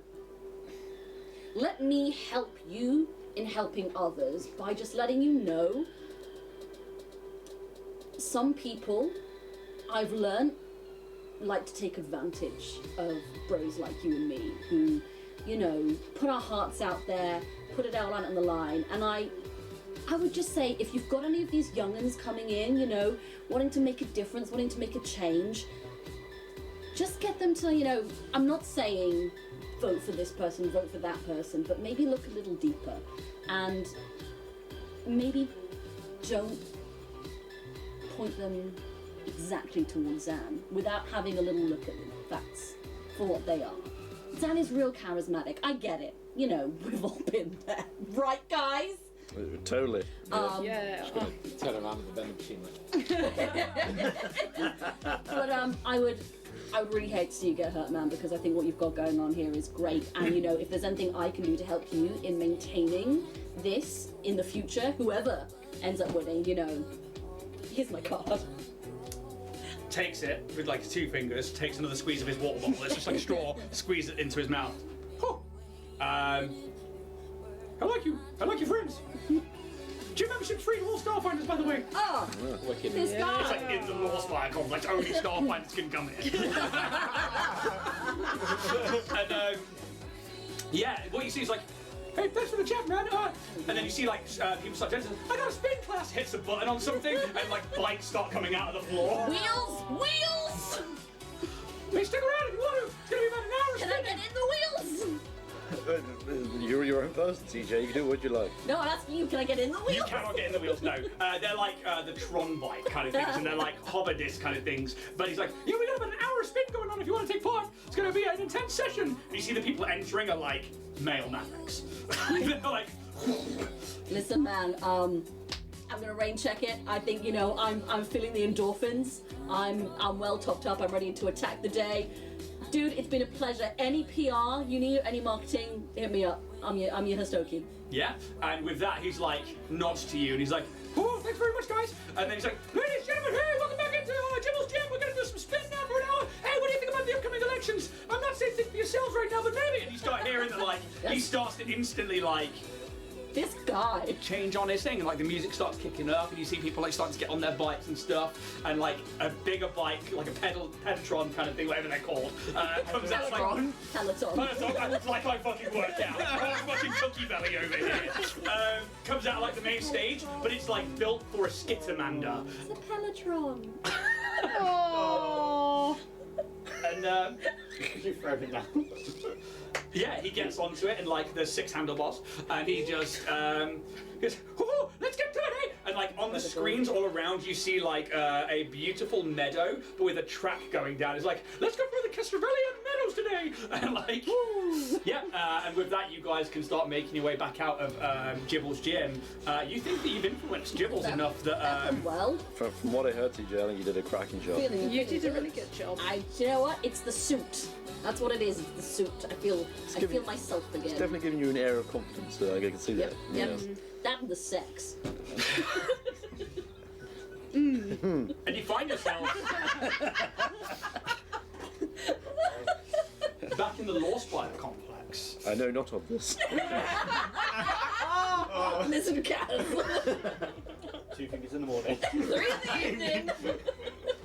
Maybe I'll give you a magazine sometime. That's what got me started. Just all stuck together. It's like a wonderful combo of It's egg yolk. Sprax and Dystopian.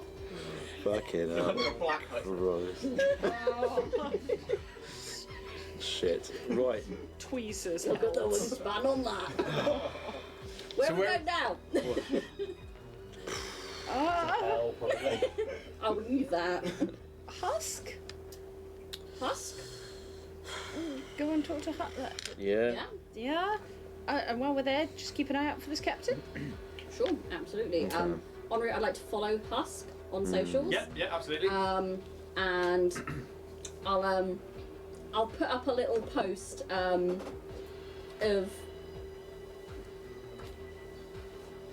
What should I put up Paizo? I'm going to put up on H for a stove. No, I'm not. I'm going to put it on Squeaks. Just my little like face outside of Jibble's gym, but so that it's a little bit blurry in the background. But I'm gonna write nothing like getting your endorphins up in the morning after a hard day. Hashtag Starfinder Life. In the morning after a hard day. In the morning after a hard day before. Right. The morning after the night. The morning after the night. Book. In the morning after a hard day. You want to go find Husk, right? Yeah. You follow their socials and stuff, and you can probably find out with your network of people that there is an area of the Law Spy complex, in particular. It's not going to be inside the main tower, but there is like a mechanics and engineering and a maintenance area that Husk spends a lot of their time at because they actually do a lot of the infrastructure help out in building with maintenance and maintenance. Your territory. And yeah, you can head on over there, and there's a lot of people in like again the same sort of like standard attire of this like this turtleneck, the embroidered, but most of the ones in the engineering department have like big safety gloves and like PPE and stuff like that. A couple of them have like high vis vests or sachets, and yeah, you can head on over and asking around a little bit. You are pointed over to a Shirin. They are this blue chitinous carapace. They have these green compound eyes. They are wearing obviously the standard attire, but they've like customized it a little bit. It's a little bit more trim to fit their like little arms here, and they've got like the bigger ones. They've got like this long kind of underside of them that comes up in curves, and you can see there's like little markings that look like teeth around. They've got the antennas, and yeah, you see this Shirin, this bug-like person, and they currently have like a little hopper drone in front of them, and they're just like sawing a piece of wood, and they're just like, yes, that's it. wrong voice. Yesterday, today we are fixing up a birdhouse. Like just for the what's the fucking central area called? Fuck me. The eye. There's a lot of wildlife in the eye. We need to make sure that it's kept nice and given good homes. And yeah, you can see them like making a birdhouse for many of their followers. I'll sort of like I think encourage everyone to sort of just let him cook, let him finish, and then we'll go, and I'll just sort of wait until he's sort of concluded his. Yeah, it doesn't take long. It's like a quick 5-minute video, and then he like takes off the gloves and gets some dust off him, and he's like, yes, hello, can I help? Hi, Husk, right? Yeah. TJ Squeakson. Pleasure to meet you. Listen, we're fairly new to the Starfinder Society, but I've actually moved over from Dynatech. No way. Yeah, way. And actually, we're sort of in the midst of sort of doing some sort of marketing research and kind of getting a little bit of feel for, you know, generally how things in the Starfinder Society are kind of moving and grooving. And you, young man, seem to be one of the movers and groovers. I follow your account, actually. Love the stuff you put out. Love it. Give me a bluff check, because you've only just... I have only just followed him. Okay, that could It's be out of the better. trait. I have that, please.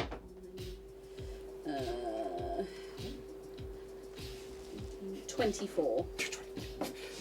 He's like, no way, that's really cool. I'm glad that you like what we're putting out.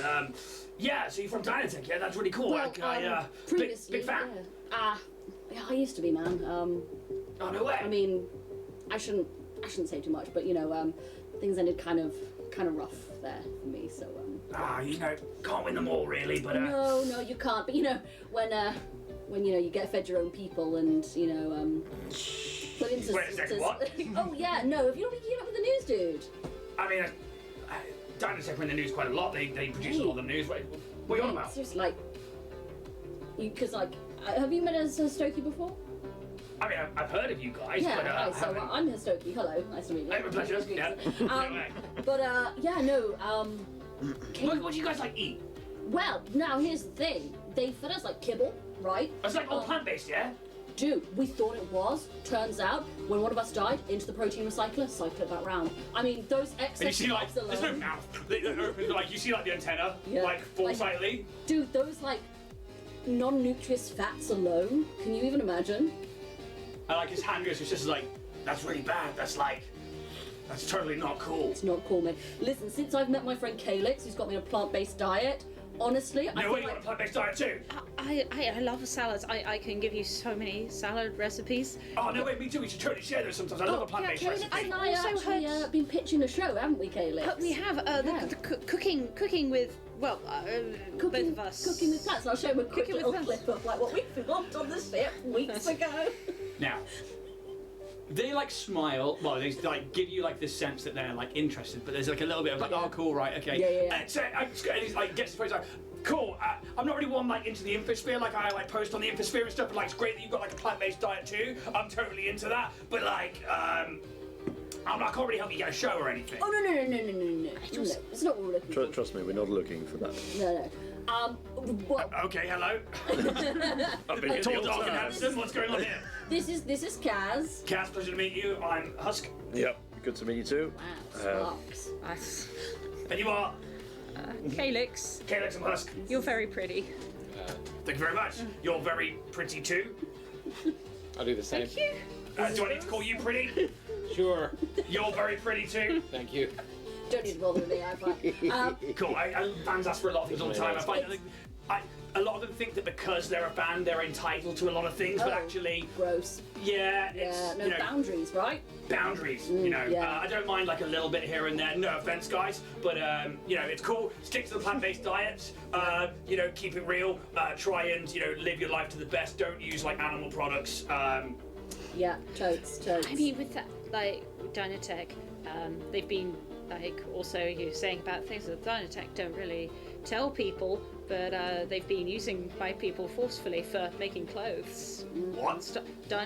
Decimal silk. I mean, we make a lot of our own silk for our own clothes and You see, stuff. straight to his But- data pad and it's like clicking something. But Give it a little. a lot of the Decinar silk that's been produced by Dynatech on Absalom Station is enforced slavery silk.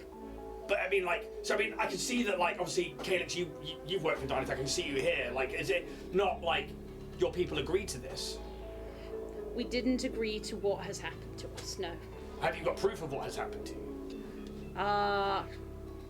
Like, you said it's like being slaved here on the station. We have that photo. We do have the You photo, happy to so share? yes. Dude, am I allowed to ping you? Oh, yeah, here's my com number. Cool, sure, and I'll just ping over the farm photo. Maybe diplomacy check and let's see if we can change standing. Oh, that's very tasty. Oh, Can this also be a yeah. help action? You can, if you have diplomacy, you can make this an aid. It could be very high if you roll high. I do have a green spot next to diplomacy. You better Awesome. Make that roll Be a 10. and do it. No, 6. 36. You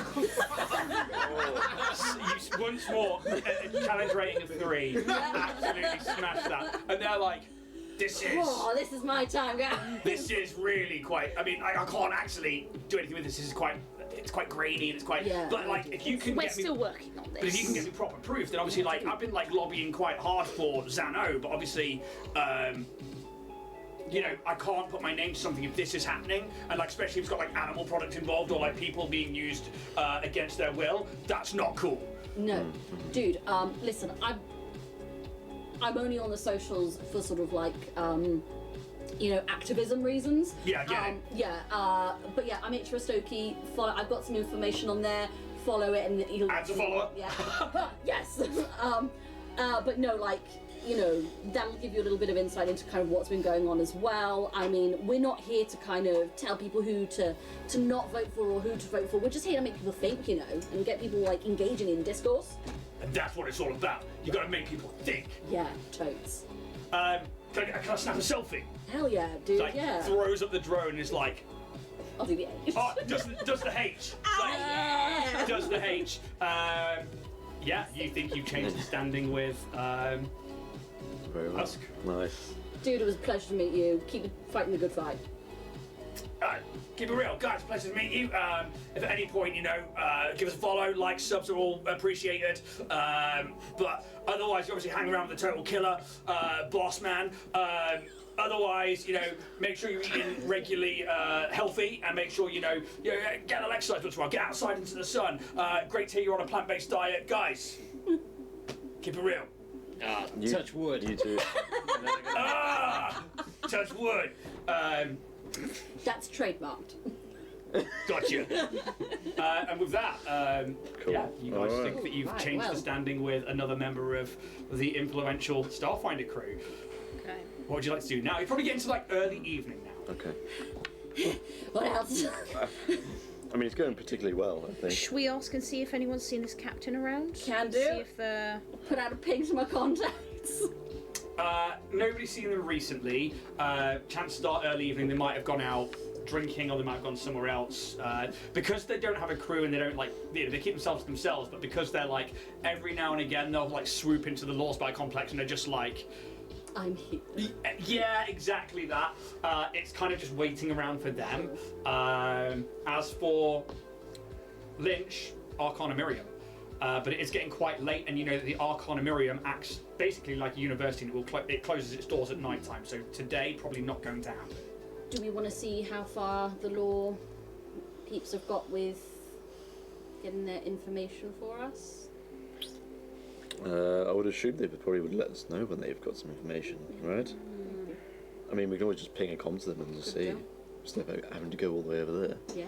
I'll just ping a little message over to Story 7 and just be like, any news on the samples or anything like that? Yeah, a message come back saying samples still currently testing. There's many things happening all at once. Yep. And I think the datapad's being looked at currently. Okay. Nothing yet. I mean, if we're trying to convince Husk, we need some more information on what's going on with the Decimar. Hopefully we can try and convince him. I think that'd be useful. Absolutely.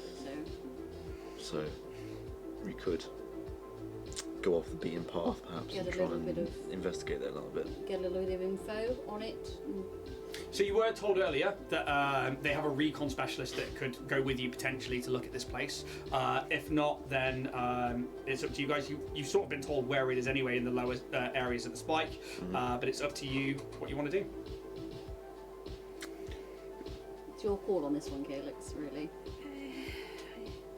I mean, I do want to go, and I do want to. It's just leaving the Lost Spire, isn't it? Maybe we need to go out for a drink.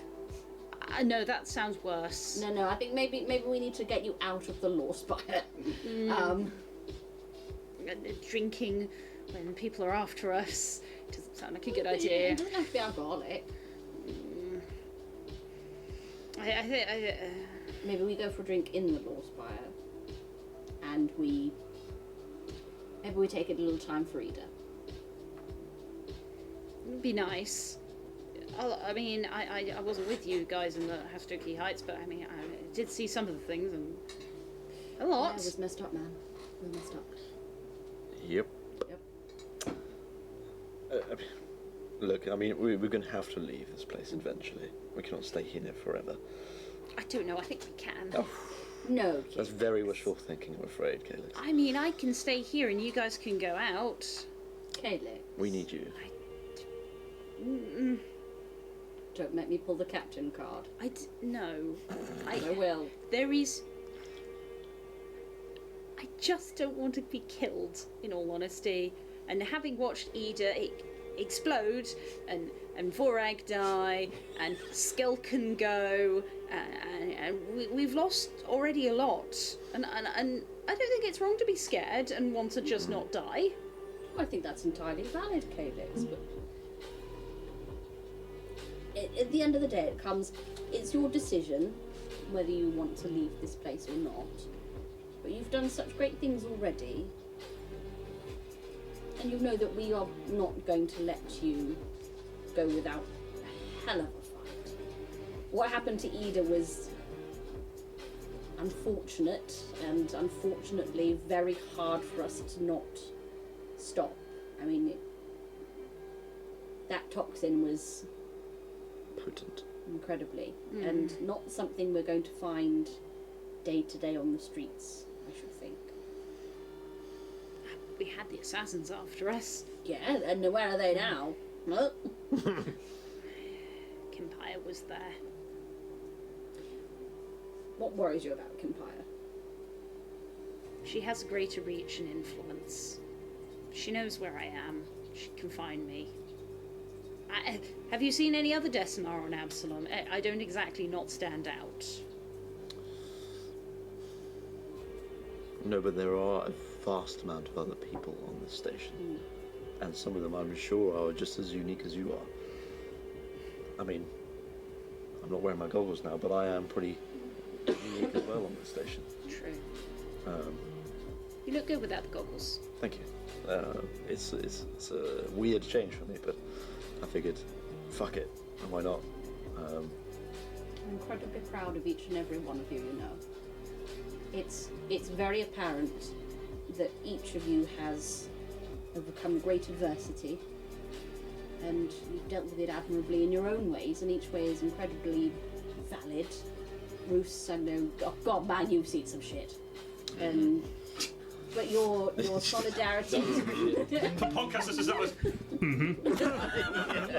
your ability to remain so steadfast is, you know, I wouldn't have got through that tower without that, and I know it was a little tricky, but that gallows humour actually did help somewhat, and I appreciate that. And Kaz, and just the goggles coming off, dude, I mean, great. Such a major change, I know.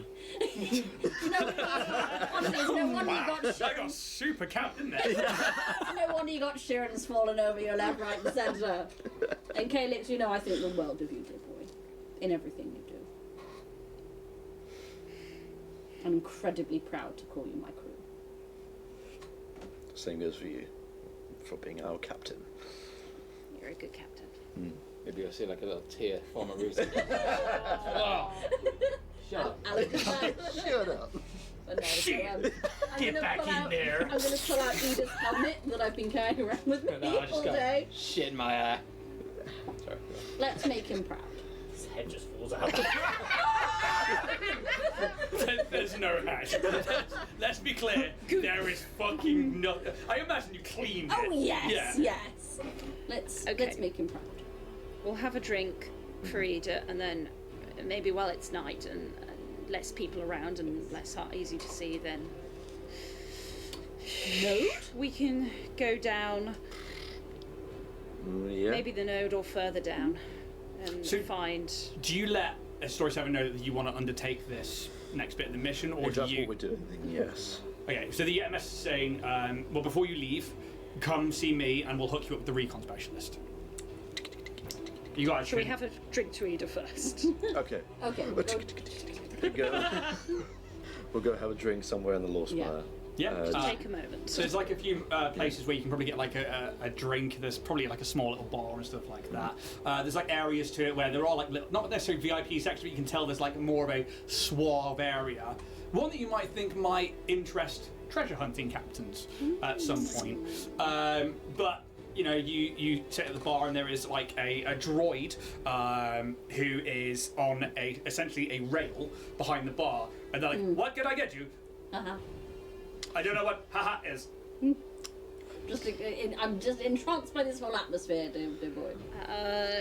Can I have a non-alcoholic vegetarian something, please? And they like turn around and it's just like shh, like very like your IG-11 from Star Wars, which is just like everything's on a swivel. They turn around, they turn back around, they got a shaker like shh, shh, shh, and they pour a drink into it, and it's like lovely, clear but very earth-smelling liquid. Celery stick. Celery stick, space celery stick. There we go. Celery. Fuck's sake. Right. That's my drink. Reese is going to ask for something that's like oh, what do you call it? That you gotta speak it by its native tongue. I'll have a glass of the. One coming up. And, Oh, lemon drop. but they turn around and they come back around with it's like a large but very thin tube, and they pour out what is essentially what would be a half shot and slide it over to you. I'm gonna eyeball. Yeah. Give me something hard over rocks.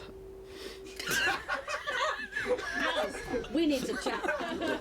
What's How many issues have you got in on you right now? What's wrong with hard over rocks? I mean, He turns around, puts a burly human on the. No, they turn around and they like get like it's a spherical glass, and it has a glass straw that comes out of it, and they pour into it a blue, and you can smell the alcohol, and you are essentially given absinthe. alrighty. Nice. Pinot Grigio, large. Goes down to it sides over, goes down to here we're at fridge open, and it comes back up with a bottle of wine and like pours a Pinot Grigio for you. Little umbrella and an ice cube in there. And Still far in the future, in a big, massive station. Pinot Grigio. but it's Oh, not God, an it's the umbrella. cheap one. It's a little solar sail, and it moves yeah. on its own, and it looks like Dooku's one off the front of his ship in Attack of the Clones. It looks like that. And it's like it's going on its own. Amazing. So many Star Wars references this episode. I like Star Wars, right? Fucking nerd. You fucking I've nerd. recently been playing Star Wars Unlimited, Jack, and there's loads of card references on there. I'm like, oh, and that. Well, how about we go round, say something, you know, that you really, well, it's something special about Ida. I'll just like. I ain't good with words, but he done good. Very good. Very clever good, words very there, buddy. good. I mean, it's Ida as well, but it's everyone who's been part of the Orion's Hope crew, past and present. I hope we all go somewhere safe. It was nice working with Ida on our nerdy little projects. I was hoping to learn more from him. He seemed a very talented individual. But hopefully he'll be happier somewhere, wherever he may be. He was only with us for a short time, but the time that we spent with him will be treasured forever. And maybe one day we can kick a pirate captain in the balls for him. I'm Till sure he we dies. can manage that. You guys have the drinks, and yours is fucking strong. It's like, but yours and Rooster's, they are proper like. I'm not going to say make you make a roll for it or anything like that, but if you're like, oh, then that's up to you to describe. Or if you think that your characters are characters that could take that, but it's brutal. So it's going to be like an effort to hide it, like a. It really, yours is fucking rancid, but it does the job. I think Cal's got a pretty good constitution, so I think he will react to it. Whoa, what's up? Your eyes are fucked up, man. Gross. He could be really self-conscious about that. He's only just taken the goggles off. These are my normal eyes, man. I mean, You know, like the shining Just stare. innocent eyes. I think that drink's gone to your head, buddy. God damn. Shit. For you, it's a refreshing drink. It is lovely. It is genuinely something you've not experienced before, but it is very homely to you. This kind of like, it's essentially a cold tea, but in a more refreshing, earthy tones. This one's really nice. Munch, munch, munch, munch. Down on the celery, just like loud crunching. Is your drink strong Pinot at all? Grigio. Just innocent Pinot Grigio. It's a little sweet. I offer you some of mine, but I think it might blow your socks off. Go on then, let's do an Are exchange. you wearing socks? Oh god. I wear wellies. Yeah, well, you might blow your wellies off. Do we want to give the child who just said I Yes. wear wellies absinthe? Part of the crew, man. You know. Fair play, fair play. We'll swap drinks, have a little sip. What's your constitution? It's bacteria wine. Wait, it's 2.0. bacterial wine. Bacteria wine was different. There's like a Oh, bacterial. it's 17. Okay, then that's up to you how you take it. Bacteria wine was a whole different ballgame. Yeah, I probably like sort of. I just look at you, and as you look at me, just like shriveling back into myself. Good. Just like the little fringes, just like curling up, and just like. Yeah, real good. You want your drink back? Yeah. There you go. Yeah.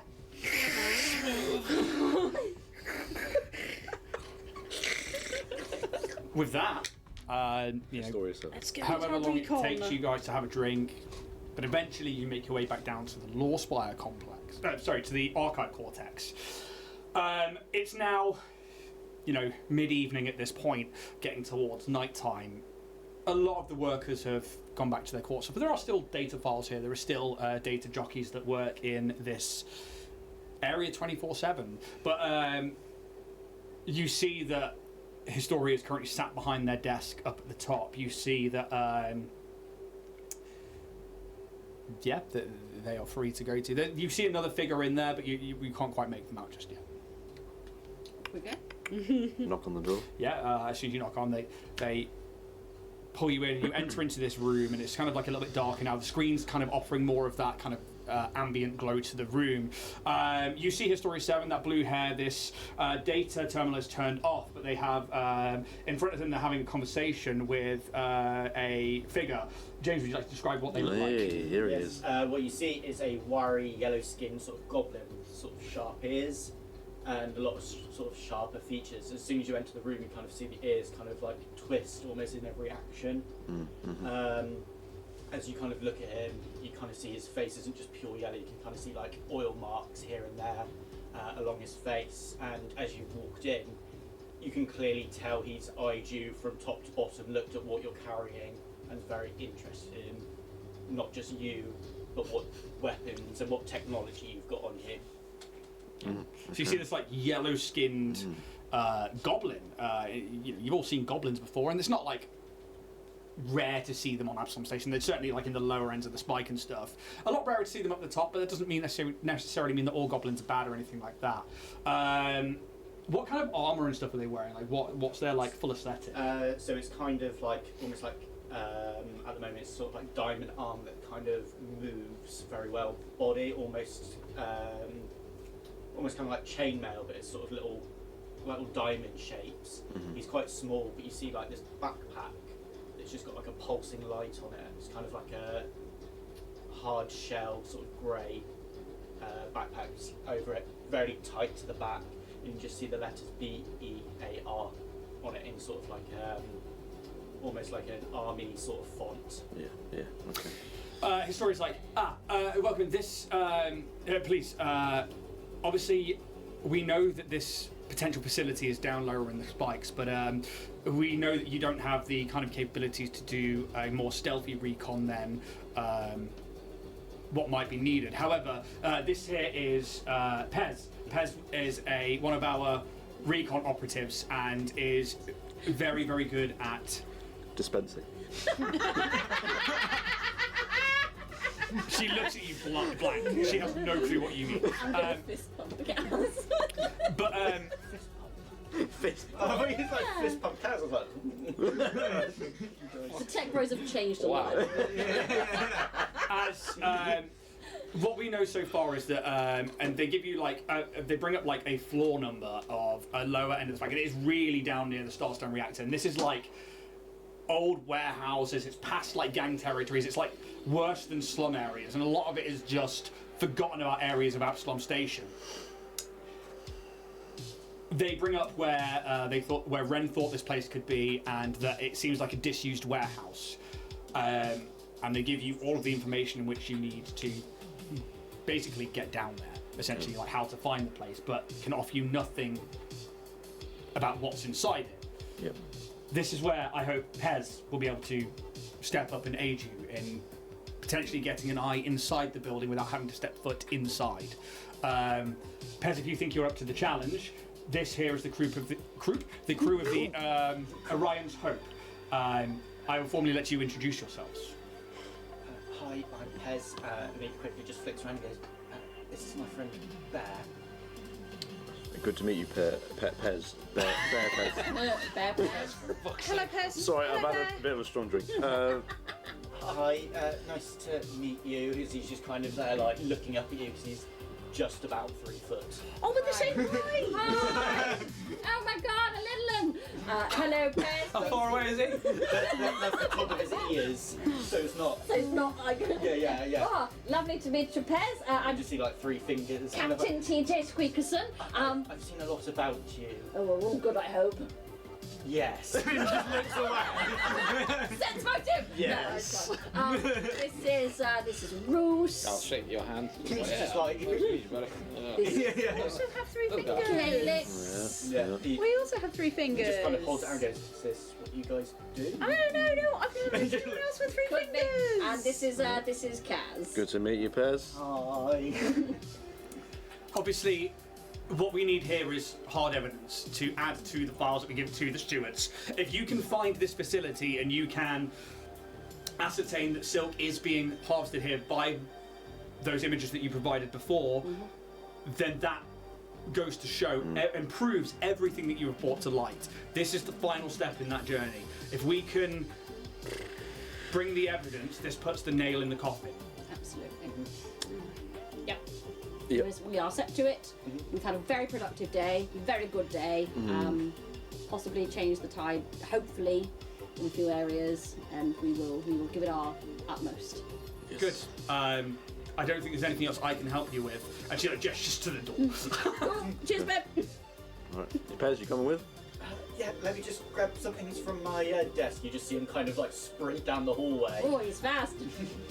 You just see him come back with essentially what looks like just a metal tin that's sort of like strapped to his waist with all his sort of multi-tools sort of strapped to his What other have you got side. in there? Sewing gear This is or my biscuits? He just Ooh. opens it. He's got like his biscuits, little animal crackers, and just slams it shut. Nice one. I like him. And the tools of my trade, as they speak. What are the tools of your trade, Pez? Let me introduce you to him. And you just literally see him sort of put his hand on his back and just puts this little box on the floor, and he goes, "Oh, go on, Bear, say hello." And you just see this box sort of like the lid just kind of separates into 2. You see a little ball come up. Oh. And it just kind of flicks into life, almost just kind of these like a LCD screen. Just see these two little like oval eyes kind of blinking. He goes, "Hi, I'm Bear. Nice to meet you." I want 50 of them. 50. The sides kind of come out, and he just starts hovering. Threat detected. And Bear kind of almost takes almost like a hover backwards. He goes, "Who are these people? What's going on? Pez, are they safe?" He goes, "Yeah, it's fine. They're our new teammates. It's okay." Is this an AI? Yes, he is. His name is Bear. It stands for. I've got to remember this now. Android robot. It stands for barely effective and reliable. That's actually quite He cute. he takes a little while to get going, but he's my surveillance. He's my eyes and ears, and my only friend. Oh shit! Just like. I can't wait for him to die. I'm gonna fucking kill him. Listen, Pez, if we ever get to the point where we can get you on our ship, we've got a whole collection of androids and AI. You're gonna love. We got some playmates for Bear. As you say that, you see like essentially like a USB kind of just go out the back, and it starts wagging like a tail. Oh my god! Wait till we meet the toaster. It's nothing in. No. I've genuinely done this, hand on heart. I've done it as a 3D model. His back is a toaster. Yes! Yes! Oh, brilliant! No, don't kill the toaster! 4 snipers on the roof. Anti-drone snipers. In that case, are we setting off in the morning? Are we setting off now? What's the game plan? I think I think I'd We rather go go now. now while it's night and there's Yeah. less people and best cover. yes. Cool. I just need to let my parents know that I'm going to be away. How old are you? 15. It's older than me. Older than me as well. Quite odd for a goblin. We don't know shit. I'll just He still lives with his parents. He just lives. In a way, don't we all? Bear, take a picture. And you just see Bear kind of fly down, and you just see him go.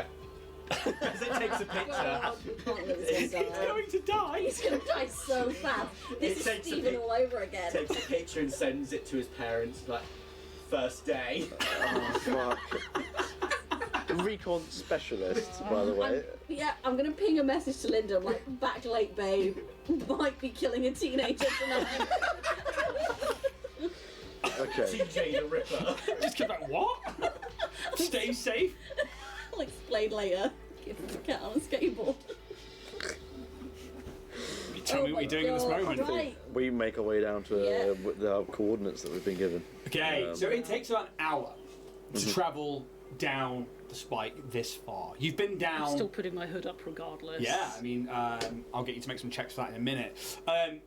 It's night time. The station obviously is alive 24 hours a day, and you know places like leaving the Law Spy complex always quite busy. You don't need to go anywhere near the free markets or anything, so it's still not going to be as busy as places like that.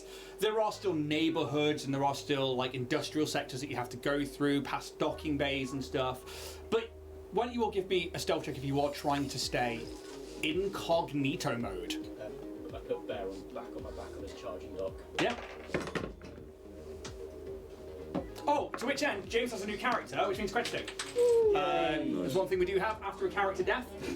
We have a free questing because, you know, he needs all the help he can get. Especially this one. Oh, for fuck's sake. Good. Do I get one for Bear? No, because you and Bear are a team. Let's start with Bear. Let's start with Pear. 17. 17. Okay. 15. 15. Another 15. 5. 5. Hang on. 74. 26. So what the average is in and around the 20 mark. So, you know, basically I have to roll a nat 20 on this dice to see if anybody notices you slinking about. 19. I gave myself a 1 in 20 chance and I nearly got Must have been the wind. To which end, you make it down, and like I say, it takes about an hour to travel through different elevators, different cargo chutes, to eventually get down to areas where you hear the Starstone reactor like thrumming. It vibrates the very like walkways you are on. there are certain levels that you don't stop on that, like, you've learned are quite crime-addled or run by gangs and stuff. But you manage to, like, steer clear of any kind of trouble. Eventually, you make your way to the coordinates, and you can see that it's like on an intersection of a crossroads. This smaller facility that looks very abandoned.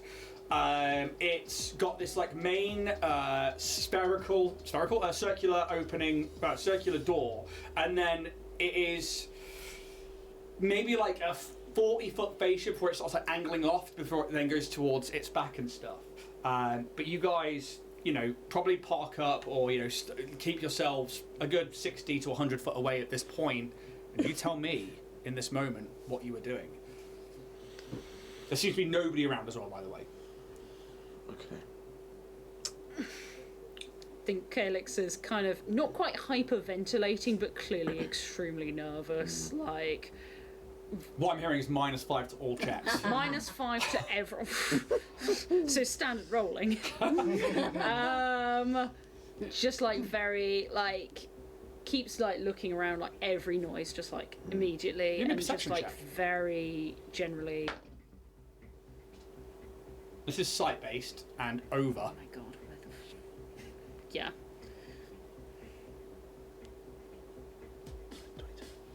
20. 20. Cool, thank you. I mean, you don't see anybody around. There's like a lot of rust down here. There's a lot of like that damp condensation. The building itself seems quiet. You do get a sense, though, that there are maybe a couple of not necessarily boarded windows, but like barricaded windows from the inside that every now and again you might see like a little glint of light from, but it's only just. I think there's life inside. There's only one way to find out, really. Should we scout the outside of the building and see if there's a way in, or If we get there on it, we can get some eyes on. Ez was all I'm gonna following you glide on this down one, kiddo. into the building, like from a foot from the floor. Like, you know, Chicken Impossible. you know Fantasia? Oh! I think you mean chicken run. Oh. No, guys, that's racist. Sorry. Spraxa. You know about Fantasia? The Stravinsky bit and the dinosaurs, and you got the flying. Anyway, fuck it. As he's doing that, you just hear him whistle, almost like for a dog. Like a bear just kind of goes straight up into the air. What can you see up there, Bear? Okay. What do your android eyes see? Using obviously your drone, you can make a perception check. And what are you trying to achieve? Are you going like around the whole building? Are you just going above? Doing sort of like a sweep, so kind of it'll be sort of over the top, and as he's going up, just going around in sort of like a cylinder motion. And are you trying to keep him hidden? He will be stealthed. Okay, so I want a stealth check first. 26. Okay. And then I want a perception check using its perception. 16. I rolled an 11 and a 4 on a dice for some reason. Okay, so you think that, you know, you spent hours VR training, you spent hours doing what you do, and flying Bear about, and you deftly, and you guys notice that it flying is very quiet. You know, a lot of drones you hear, there's like fans and stuff, but Bear is very quiet. But more quiet than you expect them to be. But they and off they go. And how is it you control them? Yeah. Is it like a data pad? Is it like a visor? So as he kind of whistles, you just kind of see essentially something come from the back of his armor, and it just kind of clicks around to his eyes, and you just literally see the antennas kind of like click around for every movement. Yeah. So I've got the screen just almost like a VR headset on my eyes. When you say whistle, do you mean like Yondu from? Yeah. Oh, yeah, yeah. that's cool. Yeah. And yeah, you begin to see this building. I'll grab the building. Oh. While Ian gets his map, why don't you guys head on over to our beautiful sponsor, Warrior Prince 3D, at www.warriorprince3d.etsy.com and use our permanent exclusive code to the stars for 10% off. Or head over to Roll and Play Press, or you can also get 10% off using Dragonborn 10. Don't forget to like and subscribe. It helps us grow and gives us a little bit of pennies that we need. To wipe. You need to move. We need to move a lot more than this. So I just need to move. I'd like the box to stay there, please. Okay. Alrighty. Just move the minis. There's your son. Hello, old friend. Oh, little. So I put this on for the bag. Yeah. just at an angle like so. What we see Is not a lot. My old friends. you send the drone around this building, and you can tell that like it is like a big block basically, all to like one height. However, you do sense that there are like a few well, since you actually see them, like there's a few like windows and stuff like that around the back side of it. You see the door at the front, and just need to work out, just make sure. Doors on this side. Yeah, there's a basically the front circular door there, and then you see that there are more windows about here, but nothing down on this side. The door itself, there is like an access panel at the front of it, and yeah. While he's round the back and sees the window, I'm just going to get him to stop sort of by the window and have a look through. Okay. Give me another perception check, please. Do you want me to do stealth as well? Not. I'll keep the stealth where it is, but just give me another perception check. That's cool. 15. It's not bad, because you were only looking into a room. So when you come around to like one of the back windows that are over here, you can see that there is like a second floor, and inside the room you can probably see like through like a metal panel or something where they tried to like block up some of the windows. There is like a larger room, and you see this like tall standing structure that has maybe like 30 feet high in it that takes it to the rest of the room, to the rest of the roof up here. There's obviously another room, something beneath that area, but there is like a raised platform that goes up to this as well. You can see it like definitely like machinery is working, is some kind. You see that the room itself has loads of like crates and boxes in it. Yeah, That's one. I will. With that, he'll just kind of tap his back and go up close, and Bear will just literally come flying back and just assemble itself back onto his backpack. So, by the look of it, there's windows round the back, machinery's working, and there's like a secondary platform in there. Other than that, they've tried to hide whatever's inside, really. Did you see anyone in there? That's the room that you see, and you do see that there's like windows at the front as well. They're not boarded up, but they clearly go into another section of the building. He just sees a little, as you ask the question, he'll just quickly type that, and Bear will instantly respond and be like, he said he didn't see anyone. That's really cool AI. Well, I suppose we could go in through the back top windows. If you want. If there's no one in there, I guess it's a good spot to try. The front door. You want to go The through front the front door. door? They won't be expecting. I mean, I think if the windows are accessible, it's a good idea. I mean, I can climb up, so Yeah.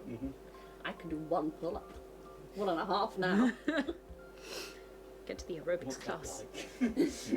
How It's amazing. how high up are the windows to this? Probably around 30-35 feet. I'm not getting up there. Neither. I mean, as long as you can climb I can a help. rope. Yes, we've seen how I've done with climbing ropes in the past. How about ladders? I'm great with ladders. Well, there we go. Ladders lead to We're all tunnels. sorted. Do you have ladder? I can create one. Okay. Ooh, Well, get I you. can climb up and I will pull one up. It's a new So little thing I've learned. Ooh, summon. okay. Yeah, or should we try one of these windows then? Let's do it. Yeah. Mhm. Okay. Get around the let's back. try and move around to the Yeah. back. Okay. Exactly where the camera Give me isn't. stealth checks from everybody, please. Hello.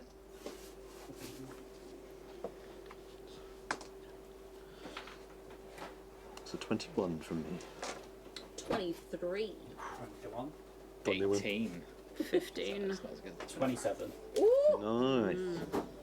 Lovely. Lovely. You guys all deftly make your way around to the back of the building.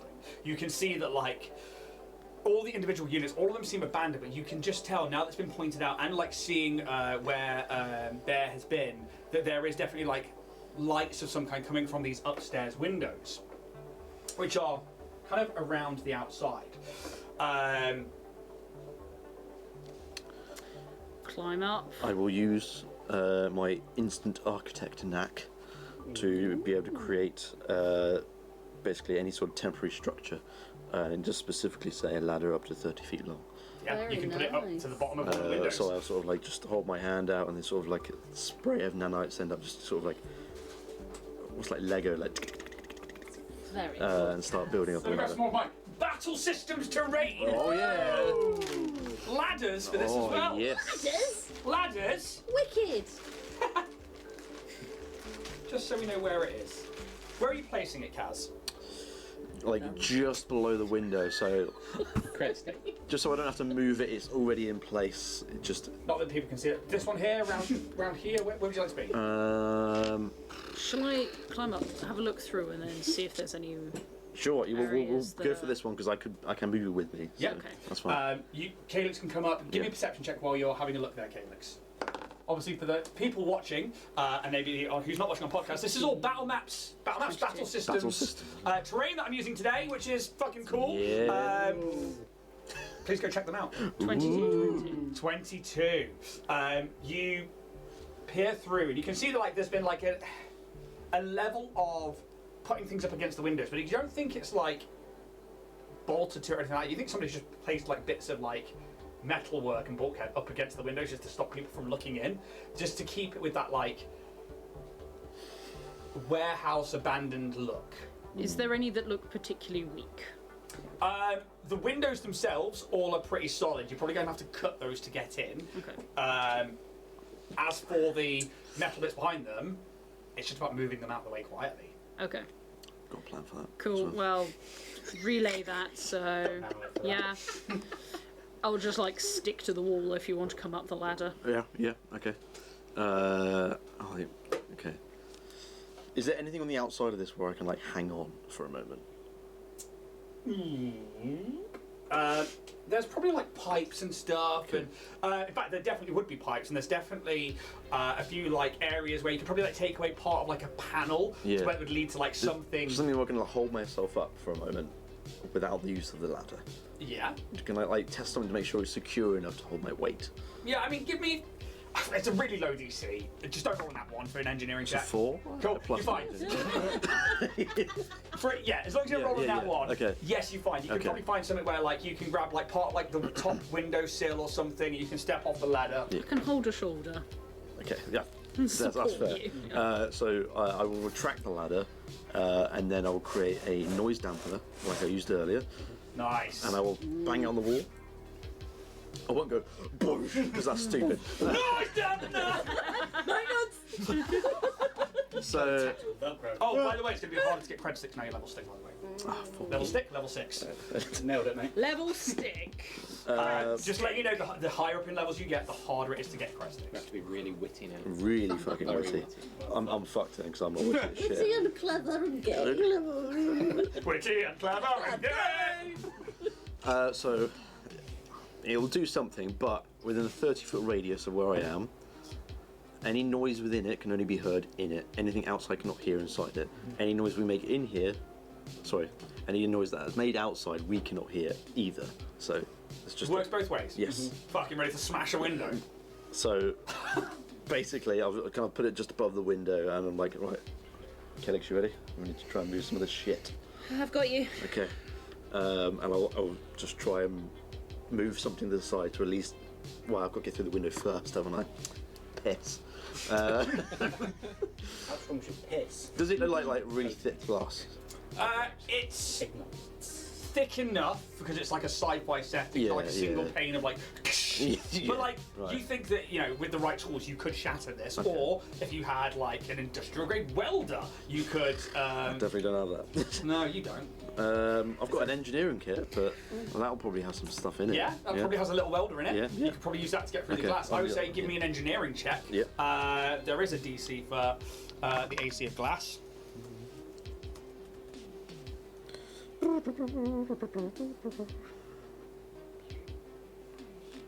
Yeah. Just double check something quickly. Yeah, DC. Okay. Oh, 19. Yeah. Okay. Absolutely fine. DC 16 to 20 for stuff like Cool. that. You tell me how are you just cutting the panel out? Are you? Yeah, I'm just gonna try like make a big enough hole for people to be able to get in. Yeah, the window's definitely big enough. So you like cut the panel and like you can like slide the glass forwards and like drop it down. But there's obviously still this like Yeah. big plate of metal that's leaning up Can I against pull it towards me instead? Yeah, you can pull it towards you. I'm like, hey Bruce. It's fine, I've got a bubble out, so it's fine. Hey, catch, man. And I was like, Slices his head off. Oh, like a penny! Shall we go? No, I don't. No. he's within the radius of the noise damper, it's fine. Yeah, exactly. Yeah, You okay, are that's all well good. within that radius So- of the noise damper. But if you do catch it, it'll be good. Yeah. See what? Would you like to make a reflex save to catch it? Would he not? He wouldn't be able to hear you shout his name. If he's in the bubble, he can. Oh, okay. Yeah. Okay. That's Would you like to make a Maybe because it's like I'm in the bubble, I'm like fucking around, so I'm like, ah, just shatters on the floor. let's try a grenade. Okay. Yeah. Cool. All right. And now I will attempt to try and move some stuff that's in there. Yeah. Tell me how you're moving. It's like basically it's like a panel of metal that's Yeah. wider than the window. Yeah. So you either have to like try and slide it down. Yeah. Yeah. Which will be an athletics check to try and basically like walk it forwards and then slide it down gently, or you can just fucking push it. Or you can attach something to it and like, you tell me what you're doing to try and basically like get this piece of metal away from the window. He said it was bigger than the window, right? It is wider than the window, so you So I can't couldn't pull it out. through. Yeah. Okay. I've got a rope if you want to like lower it down. Yeah. We could try that. Push it forwards, Yeah. lower it down. We'll try that. We'll use Calix's rope and then try and Yeah, push it you down. attach it to it. I would say then it's a low DC athletics check. You're going to say DC 10. You can help. I can help with athletics. Do you have athletics? What a question.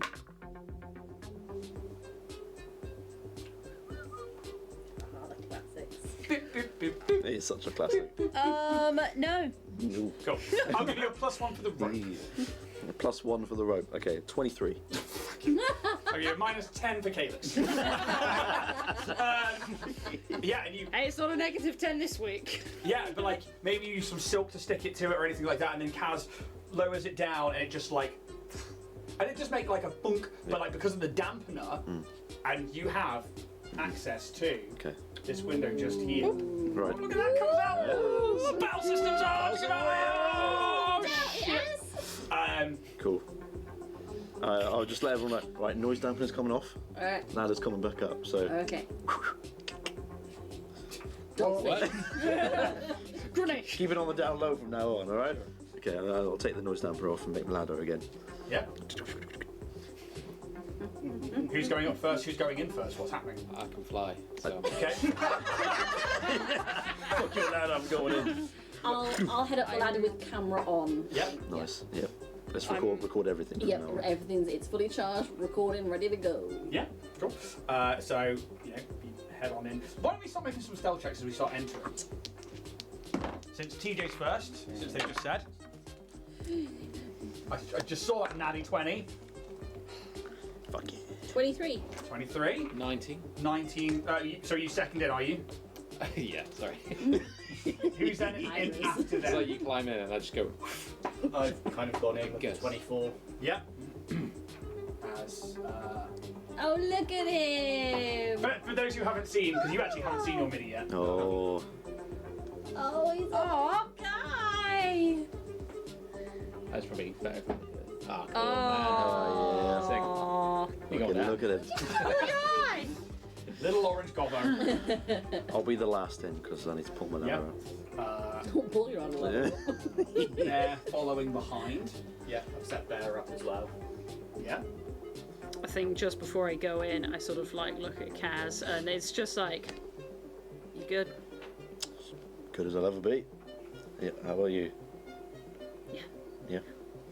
Take a deep breath, go in the window. With a 6! And 34. there is, I think, like, yeah. What is it that happens with Calyx that makes noise? I think like his mind just isn't really in it right now. It's just like so many things are going through his head. Like he's getting flashbacks of Kashuria. He's got thoughts of what, like, just even the small things he saw in the Hastoki hut. He's just really off his game, and he's not in it. So just comes in the window, maybe slips slightly, and just sort of falls a bit down onto the metal. Yeah. So. And it does make a, like, as you guys like move quietly in, there is then it's just like, thunk. Just stay still. Nothing happens. Can you all give me perception checks, please? That's not in the Oh tray. my god, can you just...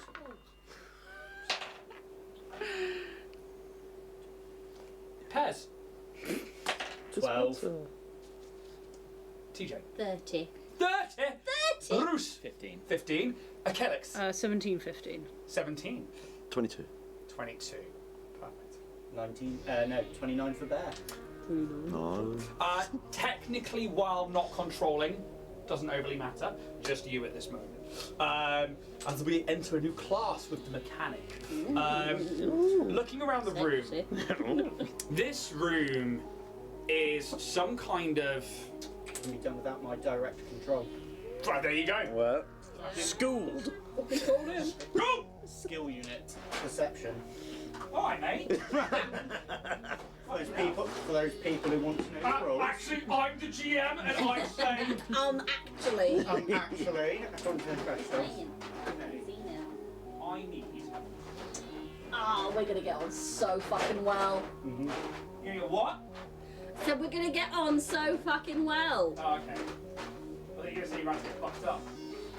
If only. We're going to be very good friends. You can't die in Starfinder. What do you mean, mate? I've seen it twice. Proven. Okay.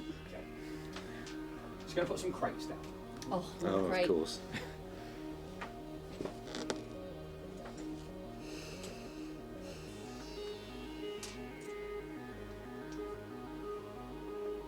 So, looking around the room, you do see crates. Familiar looking crates. Crates that you've seen on ships and in storage facilities many solar systems away on Kashuria. The same sort of transport ones that housed a lot of silk. And when you looked into a few of them, cryo chambers for eggs. The back of the room, you hear a constant turning of some kind of machinery. This large tower structure seems to have like something mechanically whirring away on the inside of it, where you can see panels and stuff up at the top, but down at the bottom, you can see coming out of the bottom of it silk. Okay. And it is being like layered. You know when like something comes out and it does that like lovely fold thing? Yeah. Yeah, it's doing that. And then every now and again it goes shh, Yeah. and then it's cut. Hey, Zoom in on that bad boy. Calyx, you want to check that this is I decimal? mean, yeah, I was going to go over and look at the silk. Come on. Give it a... Yeah, And oh with yeah, that- it's there. We will come back Oh, next week. fucking no! Come on! 4 more hours? We're happy to. All night! I'm happy to go more, but we should really close down because we've only got next week and then Starfinder's on its Christmas break. Yeah. But you guys have entered the facility. The Whatever facility. the facility may be. Well done to Geeky Phoenix for winning the giveaway. Congratulations. I will get all of that stuff up to you very shortly. Thank you to my players for always being awesome. Welcome to player 3, or character 3 for James, with Pez and Bear, which I think is very fun. I'm looking forward to diving into the mechanic class. I'm looking forward to... So you can say, I'm looking forward to you dying. That too. You know what? I'm just gonna fucking go for it this time. If there's anything negative here, it's going straight for the child goblin. Just friendly dog AI.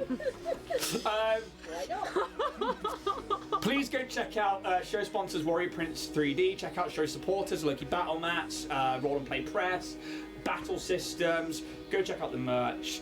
We're back on Thursday for Bloodpunk, Yeah. which Wednesday. and Wednesday our Christmas one-shot, The Cunning Folk, is live on Twitch at 7 o'clock, and then we'll be on YouTube after that. It is a pre-record. We have already recorded it. It was a very fun session, and everyone needs to check that out. Apart from that, is there anything else from you guys? No. No. We'll be back Yes, we will. next week for some more Starfinder. Until then, may those dice gods be ever in your favor. Take it easy, guys. Thank you very, very much. Take it easy. See you later.